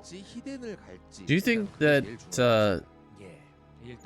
this is like a metagame play from Stork, the kind of realizing that Queen is not the type of guy to just keep building lings? Because he killed the probe, and if you just kill the probe and then keep on buying lings here, and there's no forge and only 3 zealots, you could probably just kill one of these zealots, maybe 2 of these zealots, and then kill the pylon, right? I think that Queen could have definitely overwhelmed this play here, but Stork, you know, he took all the risks. He was very greedy, and it's gonna completely pay off here. Yeah, honestly, it's kind of exceptional what Stork's done in this game. Like, the way he's kept his cool. A lot of players would have kind of overreacted a little bit to the 9-pool, which is very easy to do. Because it is a very serious thing to worry about, because a little bit of miss micro and you can just lose the game. As soon as the lings get into the main base or something, or they catch one of your zealots and they pick off a zealot for free, more or less, then it could just be game over for you at that point. So yeah, Stork handled that with a sense of class, and now he's going to be maybe setting himself up for a defensive position. We do see the free hatch lair build from Queen, very tried and true way of playing ZVP, so that's going to put him in a good position. Ooh, maybe Stork can get into the main base though. He's going to confirm this if he doesn't get the surround with those links. Oh, beautiful surround from Queen, denying that scout getting into the main base. Link speed was just finishing up, so he knew that he'd be able to most likely deny that scout. Didn't even need to block with the drone for any moment longer. Now coming into the third base with these drones on the line, getting sniped. 2 of them going down to those zealots while they're beautifully cleaned up by those Zerglings, and now the rest of the zealots getting boxed in. It's actually really good news for Queen getting these zealot kills this efficiently, but he did lose 2 of those drones at the the third base. Loses a little bit of his power spike at this junction of the game, which is quite critical. But I would say overall this is pretty good for Queen, because he kind of took a lot of the wind out of the sails of Stork by catching all those zealots and killing them off without really losing anything. Yeah, he's going to be able to re-drone here, but getting rid of a potential timing attack from Stork, right? When he's got that +1 attack and the speed, the attack is going to be much easier to hold. That means that Queen can get out a ton more drones right now. Of course, optimally, you would like to keep all of your drones alive, and he probably could have done so if he'd pulled his drones to the natural instead of just kind of moving them around in the third base. But you know, mistakes were made. It's not it's never perfect, and we've got a pretty decent game going here between Stork and Queen. Both players have, you know, taken their lumps, but they're both getting into their builds here, and the Corsair is going to have to retreat. It might end up getting picked off. We're going for this, but it's so hard to get these to actually connect. He's going to have to turn. Second Corsair is over here towards this natural. Do you think that we're going to see Mutilas this game from Queen? We've got the second gas down already. I think we should be seeing Mutalisks from Queen, yes. I can't imagine he won't. I think he will definitely keep it in his arsenal. He'll bank up the gas for the muters and then decide, do I make the 9 muters or do I not? But he will bank up the gas right now, and he'll start to think about it, yes. And as soon as the time is maybe right, he'll go, yeah, okay, it's time to make some Mutalisks now. He will definitely probably not be going into lurkers from here, unless he wanted to try and go for a lurker contain really early on. It's very possible that he might identify, oh, I killed so many of your zealots, I could just go for a cheeky lurker contain here. That's also possible, but I don't think someone of Queen's caliber would worry about making a play like that. That's the kind of thing that like a B or an A rank player on the ladder would go for, maybe. Some of Queen's style and finesse, I would imagine he's just going to go for like 6 hatch Hydra and then start to flood some muters at some point, and maybe a few Scourge to catch these Sairs as well. But for the time being, we are seeing the reasonable Sair production from Stork, so he will have the potential to one-shot these Scourge as they come in and prevent the overwhelming damage from an Ogre Zerg play. So Stork's well aware that there will be a potential for that happening, at least. Hydras on the ramp here are going to be able to defend these Zealots very easily and safely.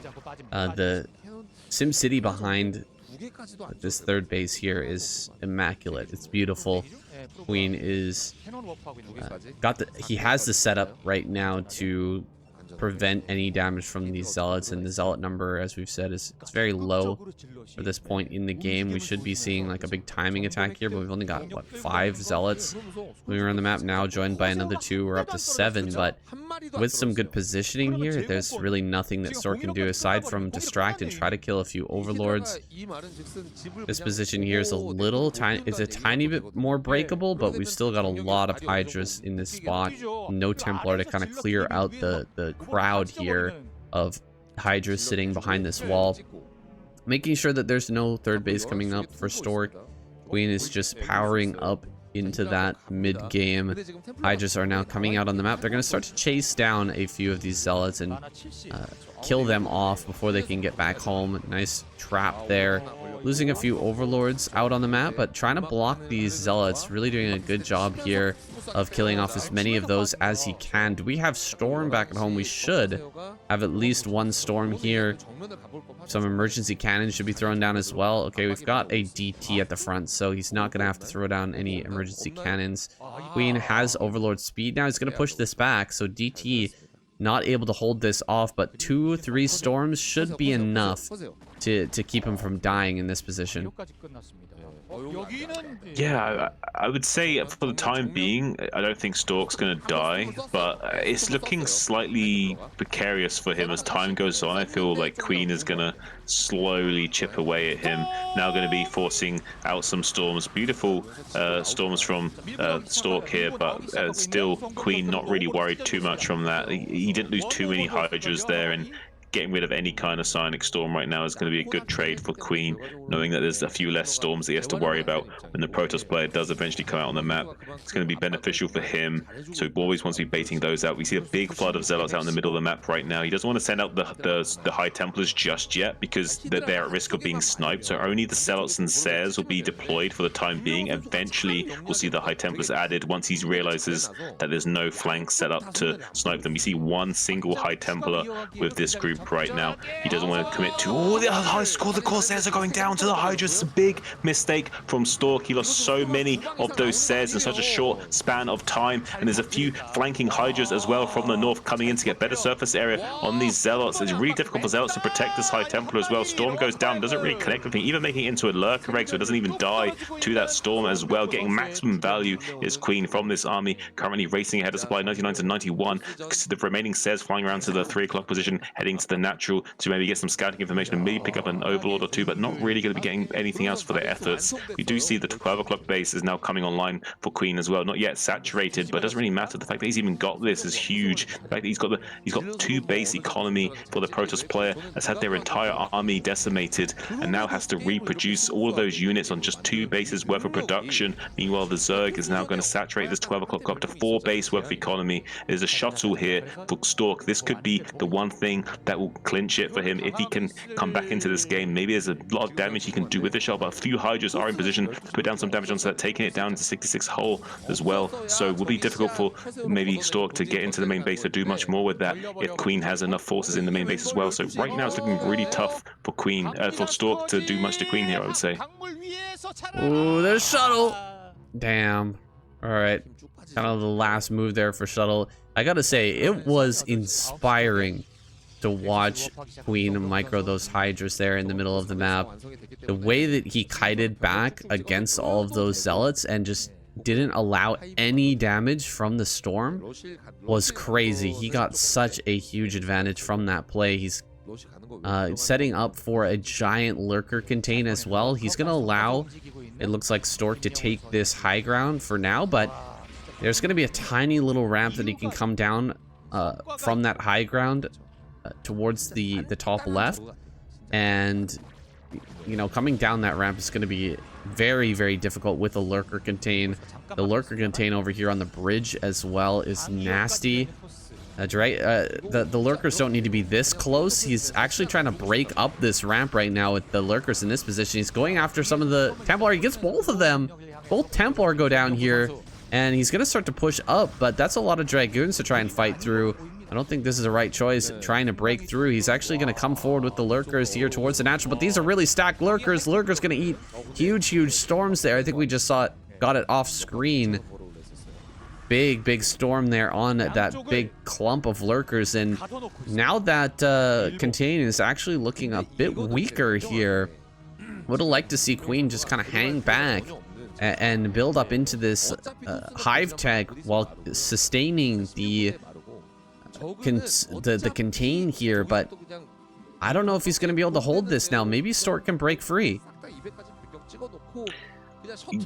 Right now, the defenses of Queen look a little bit thin in certain areas, but it's still a big army for him to have to fight against, and he does have to worry about maybe a counterattack coming in. If he tries to bust out on one side, the Zerg can come in on the other side and split out the rally point from being able to reinforce by recontaining the Protoss. So it's going to be really tough for Stork to be able to get out confidently here.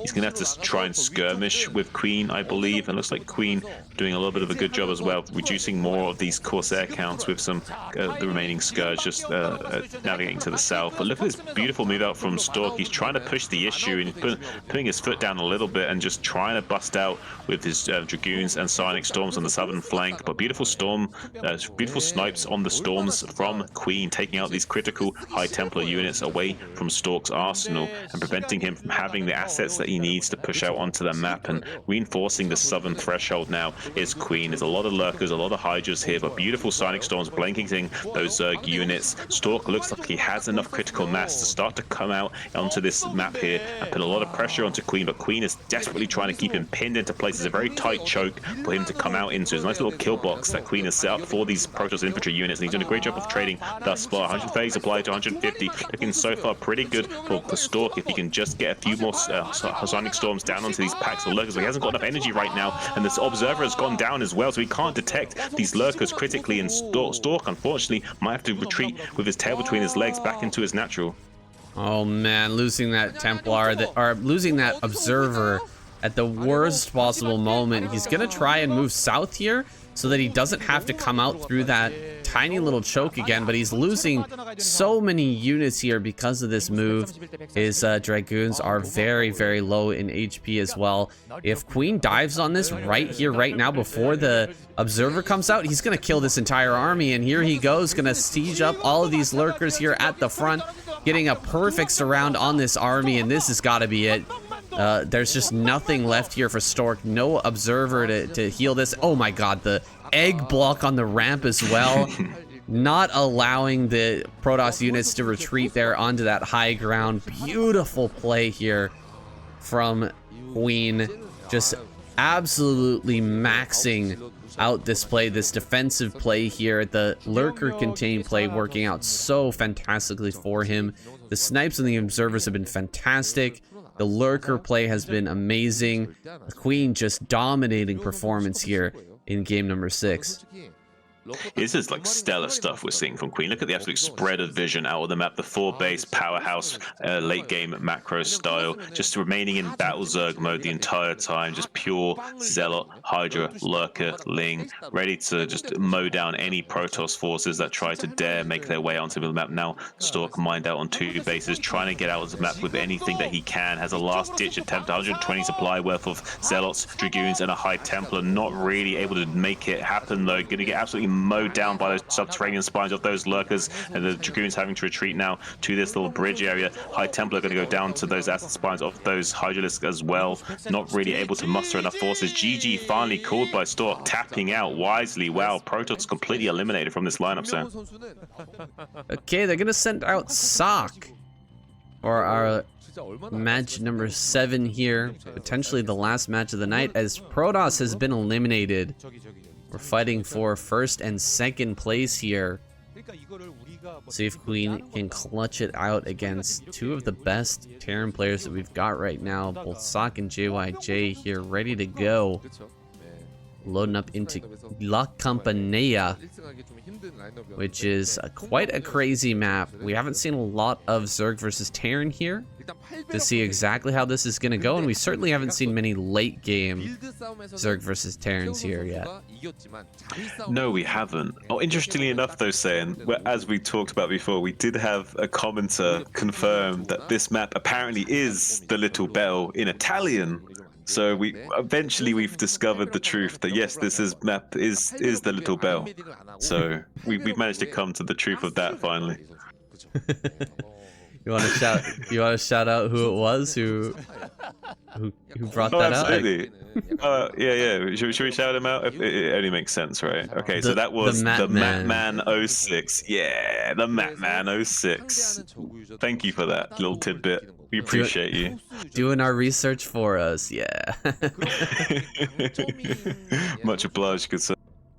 All right, well, we've got La Campanella here. We've got the Little Bell. I think on the Little Bell, we're going to see some Mutamicro. I feel like it's going to be very strong here with the space behind the mineral patches. I guess you can throw down quite a few turrets back there at the 3rd base, but not until you actually mine through those minerals or hop an SCV over there. Yeah, this is the problem, is how do we really do that though? I guess you could hop over an SCV and slowly add on turrets one at a time, but it's not really the most efficient way of handling that situation. So it'll be interesting to see how Sark wants to optimize the early game muta defense. He probably won't want to do anything too crazy for the time being. We see these beautiful little 6 drones just ready, waiting in the wings, trying to pounce on top of these Marines at the right time. He's going to retreat forward, the other 2 remain outside to maybe come in for a flank on the other side to maybe punish these Marines. We see the little drill to the other side with that Marine with the SCV, so going to be really sneaky here with these Marines and extremely annoying. Oh, he doesn't get the Marine over though. He needs to be careful careful. Might not be able to get this Marine in time as the Lings come in, tries to pounce on, but he gets the Marine through anyway. Looks like Queen's not even going to get this SCV for his trouble as well. This is extremely annoying for Queen to have to deal with this. Like, he's just going to go for a counter-attack, but there's a Vulture on the way. But Sark over wall, what a great technical opening we see from Sark. A beautiful little 1-1 opening from him. Really going to throw Queen off his A-game a little bit and force a bit of a weird situation where he's going to try and build a creep colony or something to have to try and defend that expansion area. He's not going to be able to do any kind of pressure play to this wall in with a Vulture as well. So Sark looking in a great position and really kind of taking control of the flow of the game, and the ebb and flow has been completely demolished for Queen here. Yeah, he's got no drones in the natural, so no easy way to throw down an immediate sunken colony. He's going to drop a Hydralisk Den in desperation right now. It's going to be a good tool to deal with the Vulture as well as those Marines on the other side of the wall.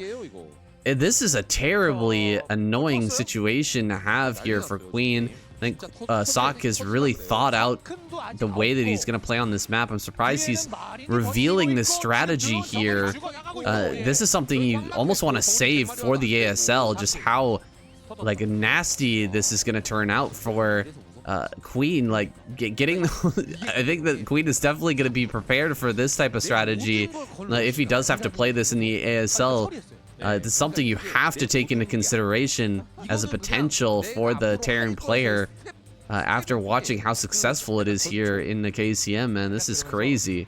Well, it's definitely a really strong pocket build you wouldn't want to reveal too soon, but interestingly enough, I really did like what Queen did there to catch the Vulture in the main base. He had a little drone go around the southern side of the mineral patch to catch that Vulture, denying some of the extra damage that could have came in from that, so mitigated some of the potential losses to that Vulture, and now going to be glitching a Ling or two over to the other side to try and punish these Marines, since the Hydralisk isn't going to quite cut it, since it's a little bit too far back on the patches. So going to be trying to get two of these Lings to bully these Marines one at a time. Beautiful micro from Stark, though, going to make it so that these Lings aren't going to be able to cut it themselves. So now still going to be annoying with these Marines. May even have to hop over more and more Lings to deal with that. Could just hop over a Hydralisk, I guess, but the problem with that is then he can't hop the Hydralisk back, so it becomes a bit of a weird situation for him where he has to decide, do I want to just keep hopping over a few Lings to deal with that or not. Probably will just hop over another Ling or two to deal with that, but there's like Sark going to try and come up and press the issue himself.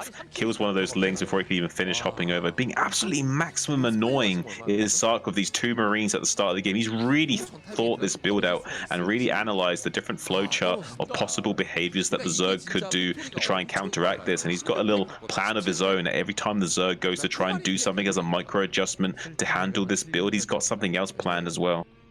Yeah, we're gonna have a drop now into the main. We've got mines all over the map. Sark has played this out brilliantly here, and the next stages of the game we're gonna see some science vessels coming here for Sark.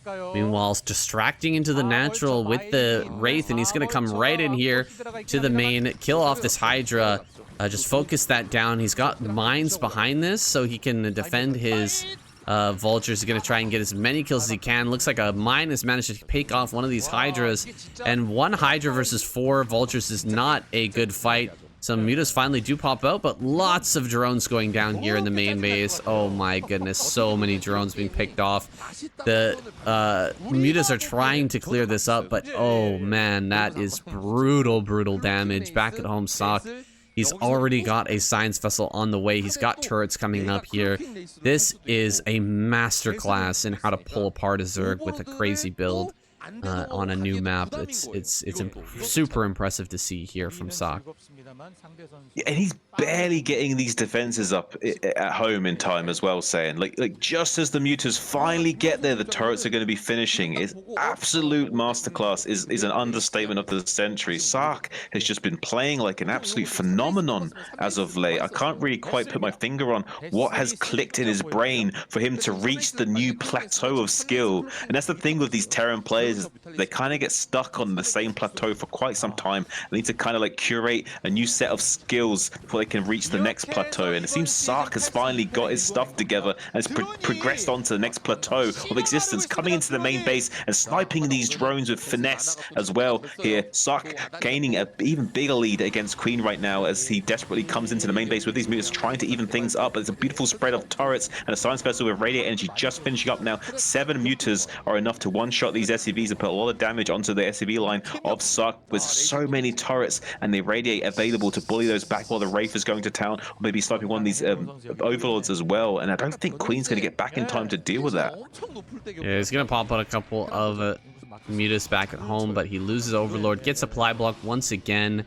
So frustrating here, the way that Sark's playing this out. I do not envy Queen right now for trying to defend against all of this craziness. It's gotta be annoying as heck. We do have the drones being reproduced here. We do have some more Mutas popping out, but really, Sark has spared no expense in defending against these Mutalists.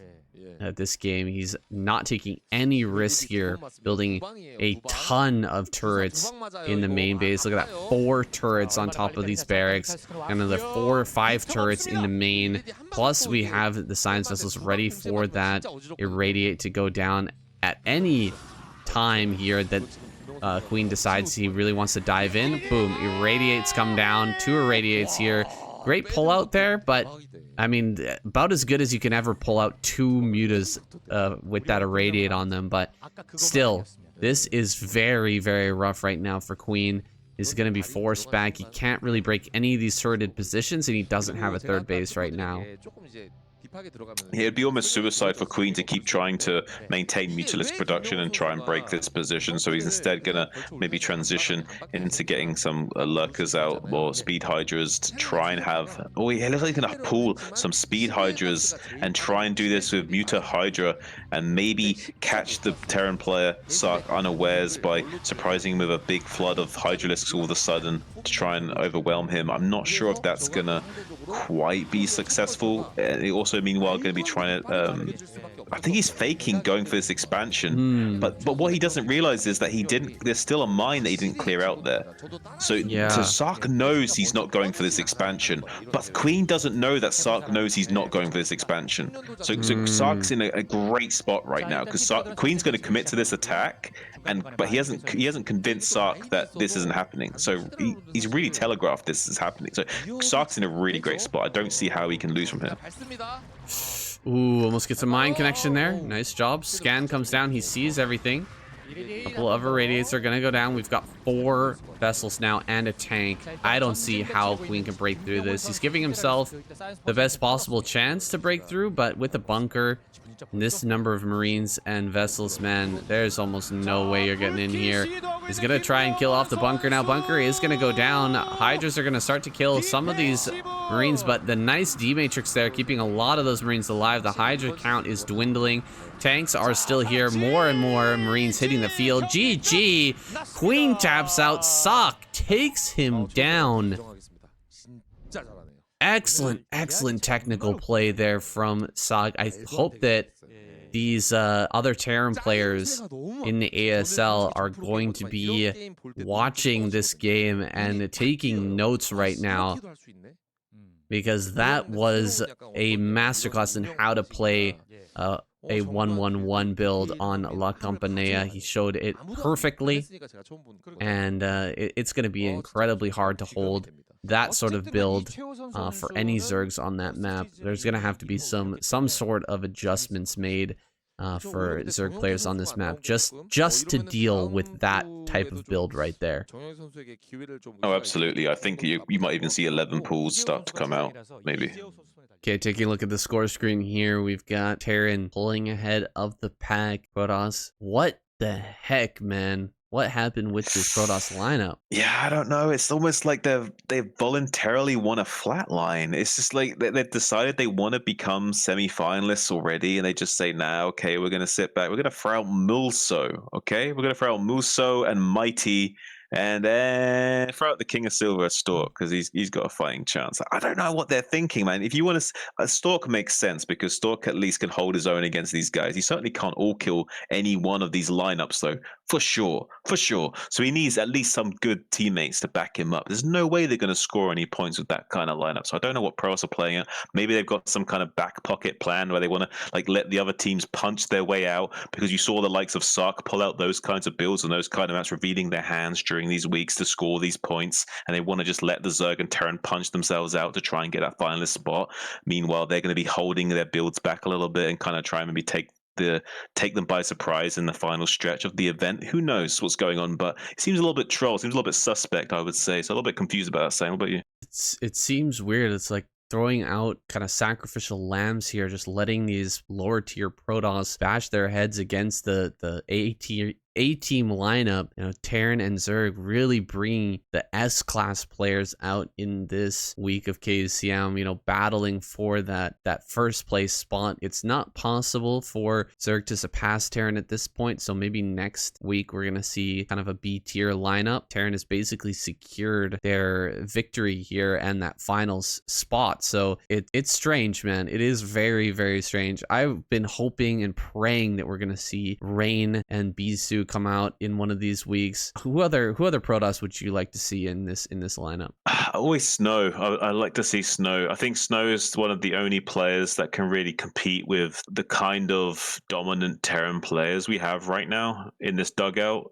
They've got such powerful talent they can draw from. Like, I don't know how you can compete with like the likes of Royal Light, JYJ, and Sark, and without bringing out someone like Snow. You kind of have to bring these more like specialist type players that actually can just dominate Terrans with any skill level. You do need that kind of ability at this point of the tournament, I would say. Yeah, absolutely. I mean, we haven't even seen Free for a long time. He's in the ASL this season. I would have liked to see him instead of someone like Mighty or like Mulsol, but it is what it is. As for the Terran lineup, the Sock came out here and showed an amazing game versus Queen there to end this one off. I'm so sad that he didn't make it into this ASL. Yeah, it's actually kind of devastating, isn't it? Because he's such a talented player and he's finally sort of come into his element and starting to play some really great games. I don't know what it is about him, if he has just like something clicked in his head and he's like reached this new plateau or foundation and he's kind of got some things figured out that he didn't have before. I don't know what quite is going on with him, but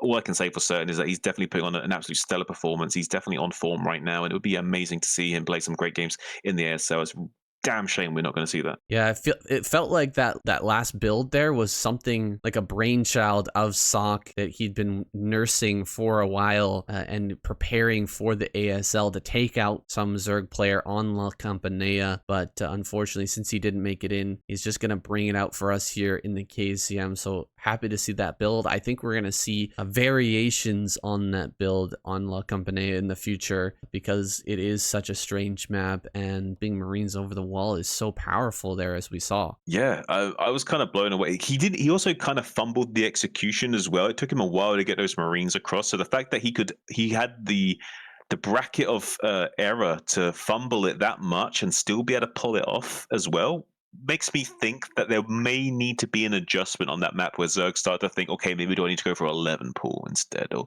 they might maybe change up the way they approach it. Maybe they'll just make the creep Conley to bully the Marines back, but I don't think the Zergs will want to do that, because then they're kind of messing up the mining of the mineral pathing as well, and it's really unoptimal to do that. So it's going to be interesting to see like what kind of adjustments these players have on these newer maps as they become more figured out, and like some little cheeky strategies like that will come to the surface. There'll need to be a lot of adjustments from both sides after the fact. So it'll be interesting to see how the meta shifts over the next week, I would say, on maps like that. So I'm looking forward to it.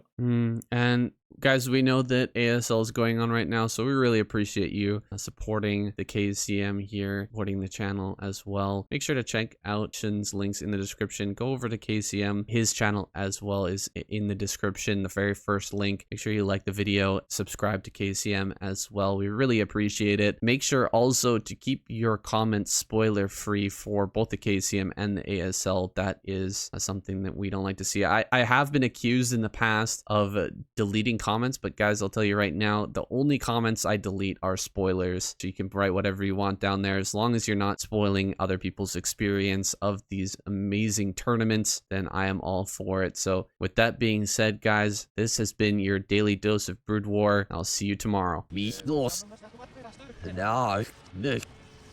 was vervolgens is niet af, maar dit was het aan weer als nu ik mis hoe nou maar vast niet met die aan is dat ja lust die niks heb mis is op zijn kwak op en als het maar zo norm is dus making so fun no first dat is het no spot maar zo many as dat starts in fun and you know we went so I was the first dag in wel is ook hier moet ik straks naar views hang ik was zijn er was why else but net me ik de die would near this because we have feature and we see was nu so now stick on so but the steer van de Venus goes in the wind plus mysteriek van de en ook hier was ik was zo steer van August bij veel opzien of niet al nog de en ook in afzien was dus nog hostel was een wel en dus nog als een is van de van ja zo maar ik als goed nee ook dat je vet hey nee yes I'm your face let's you say ja dan net uitzending naar Renat. Not the Himmer Slam villages, these laws is curl seeing the heel sky. Studies these version of an honor slam. See, and the cities the limit to I want what else, sir. Heroes, many snimming on helps off systems that servers wait for Nicky boosting it in between these equals. That was some from our little cash that I do. No, our little like here, but that the one.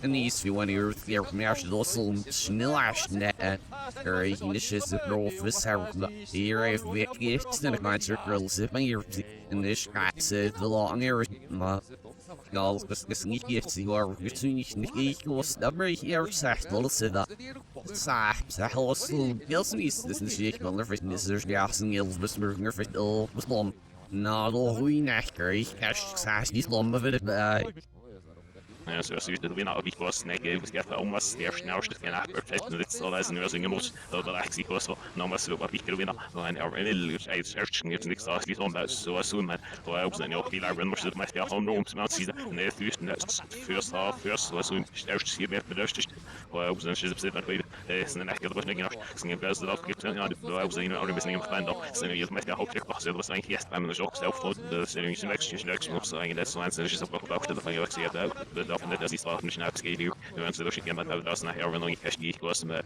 ist mir nicht nur ein Evolution ist einfach mir nicht auf weg saß das was ging zwischen und sie hat noch gedacht haben was gibt sie hier mit Galli Line Aaron was no we we danach gesehen der Herr von hier ist seit ja minutes noch und der World so as is nicht auf we chat as can be sana was soon was sie nie das nicht was Musik bis Hamburg für bis no week was in der wie ein so was und oh haben wir just now für das ganze Sache den nie der Steven ich was sie der was in New in wie für sich los nach das new gestiegen was war nicht in alten was danach ist was noch so psychisch geld durch an den nächsten geht das der bringt die auch seine gas in wir und das ist kann erst ja alles noch nächsten geld mal nicht was muss genau das wird man fest nicht die was weil eine durch ich wirst nur ja das ist nicht so viel für sie war das so so ich ja das haben wir gesagt because the hero either going to the hero is the after yeah ups gestern English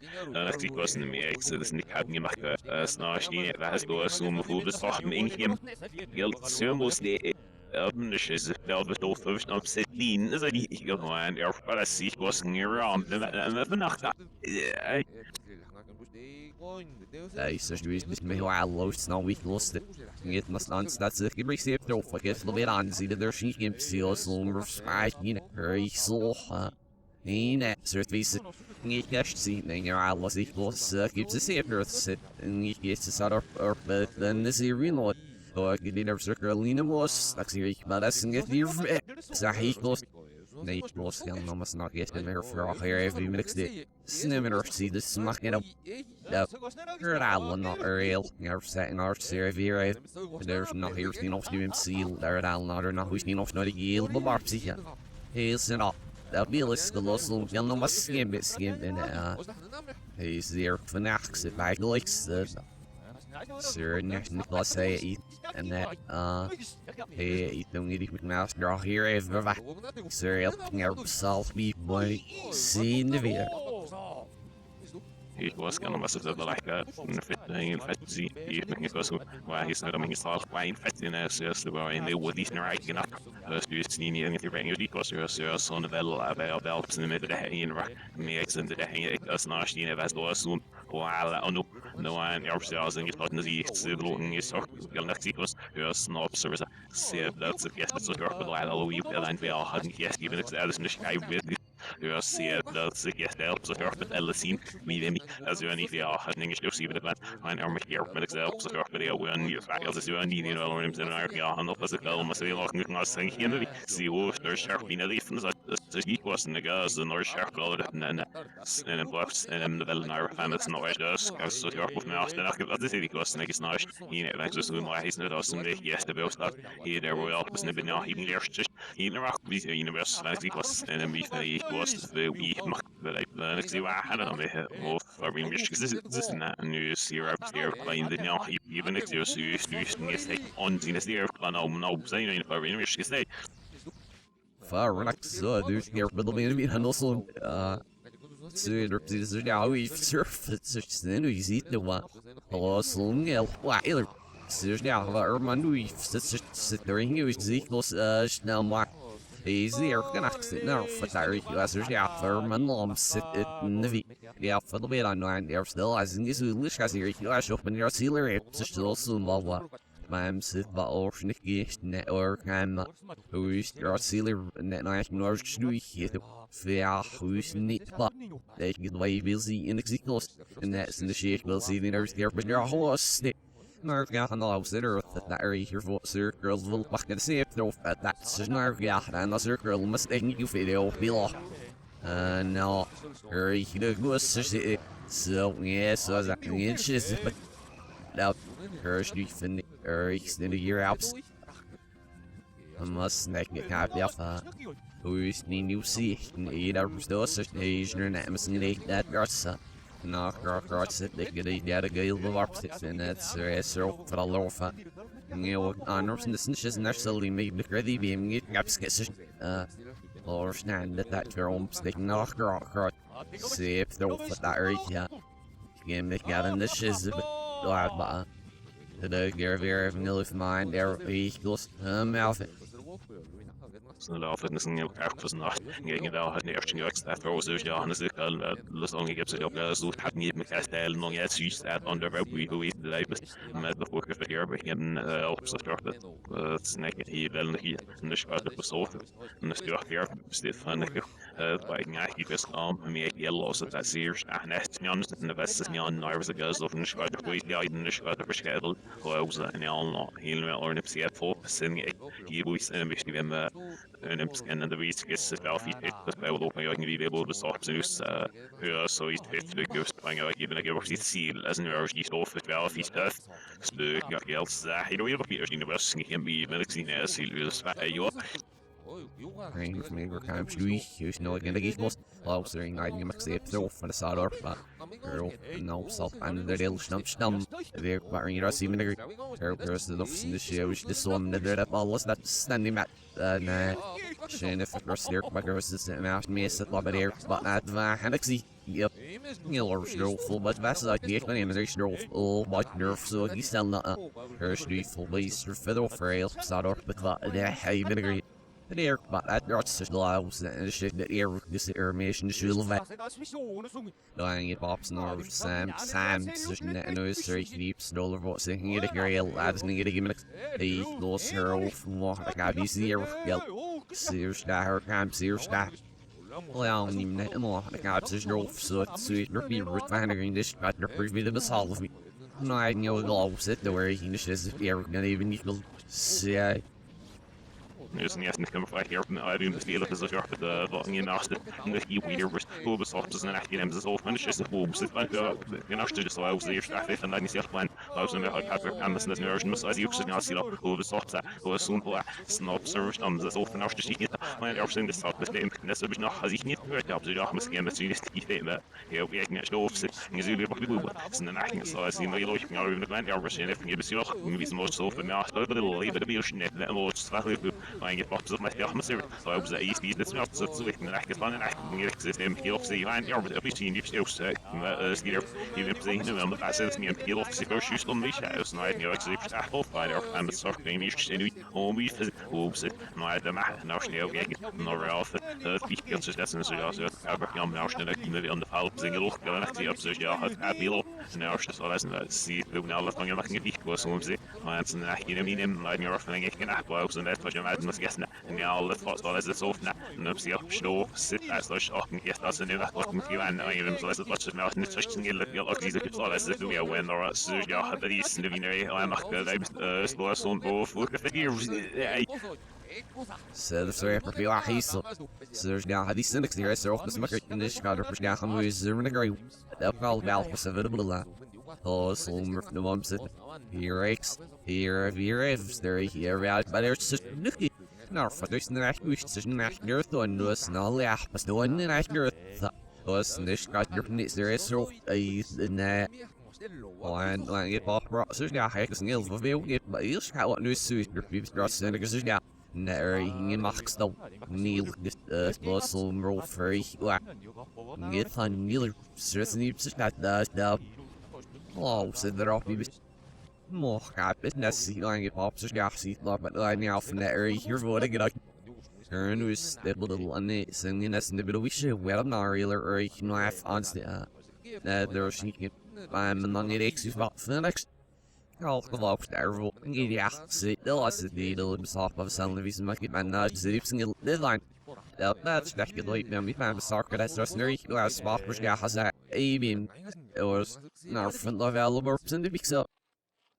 Ja, Luis niet bij den aan het zorgen is bij zeer ze zo goed niet dat ze hebben gehad dat we nu nog behind there on het op waar one up here we niet zo hebben gehad dat ze ze was het al hier city in Louis is net zo maar hier has niet niet gestoord zo in Lofi voor en dat is het like snel was ik dan we aan het werken hier staat of de neer werken en het zo hebben gehad hier hebben ze een eigenlijk nou besof dus die in heel verdienen zijn het like snel werken net ja die snark als dus like in de schema van ik heb single duur voor de heb ik al horen in de snel naam fish ik wel eens zo bien zo nee niet nou ja ze dat niet ik maar weer zit aan het zien Recht base in a girl was I name in the bars and lives in that so yeah I'll scratch it Say you're not other so it gives that like such really No, north is a hiking mountain, miss the Norseman after my look na lip sing it out.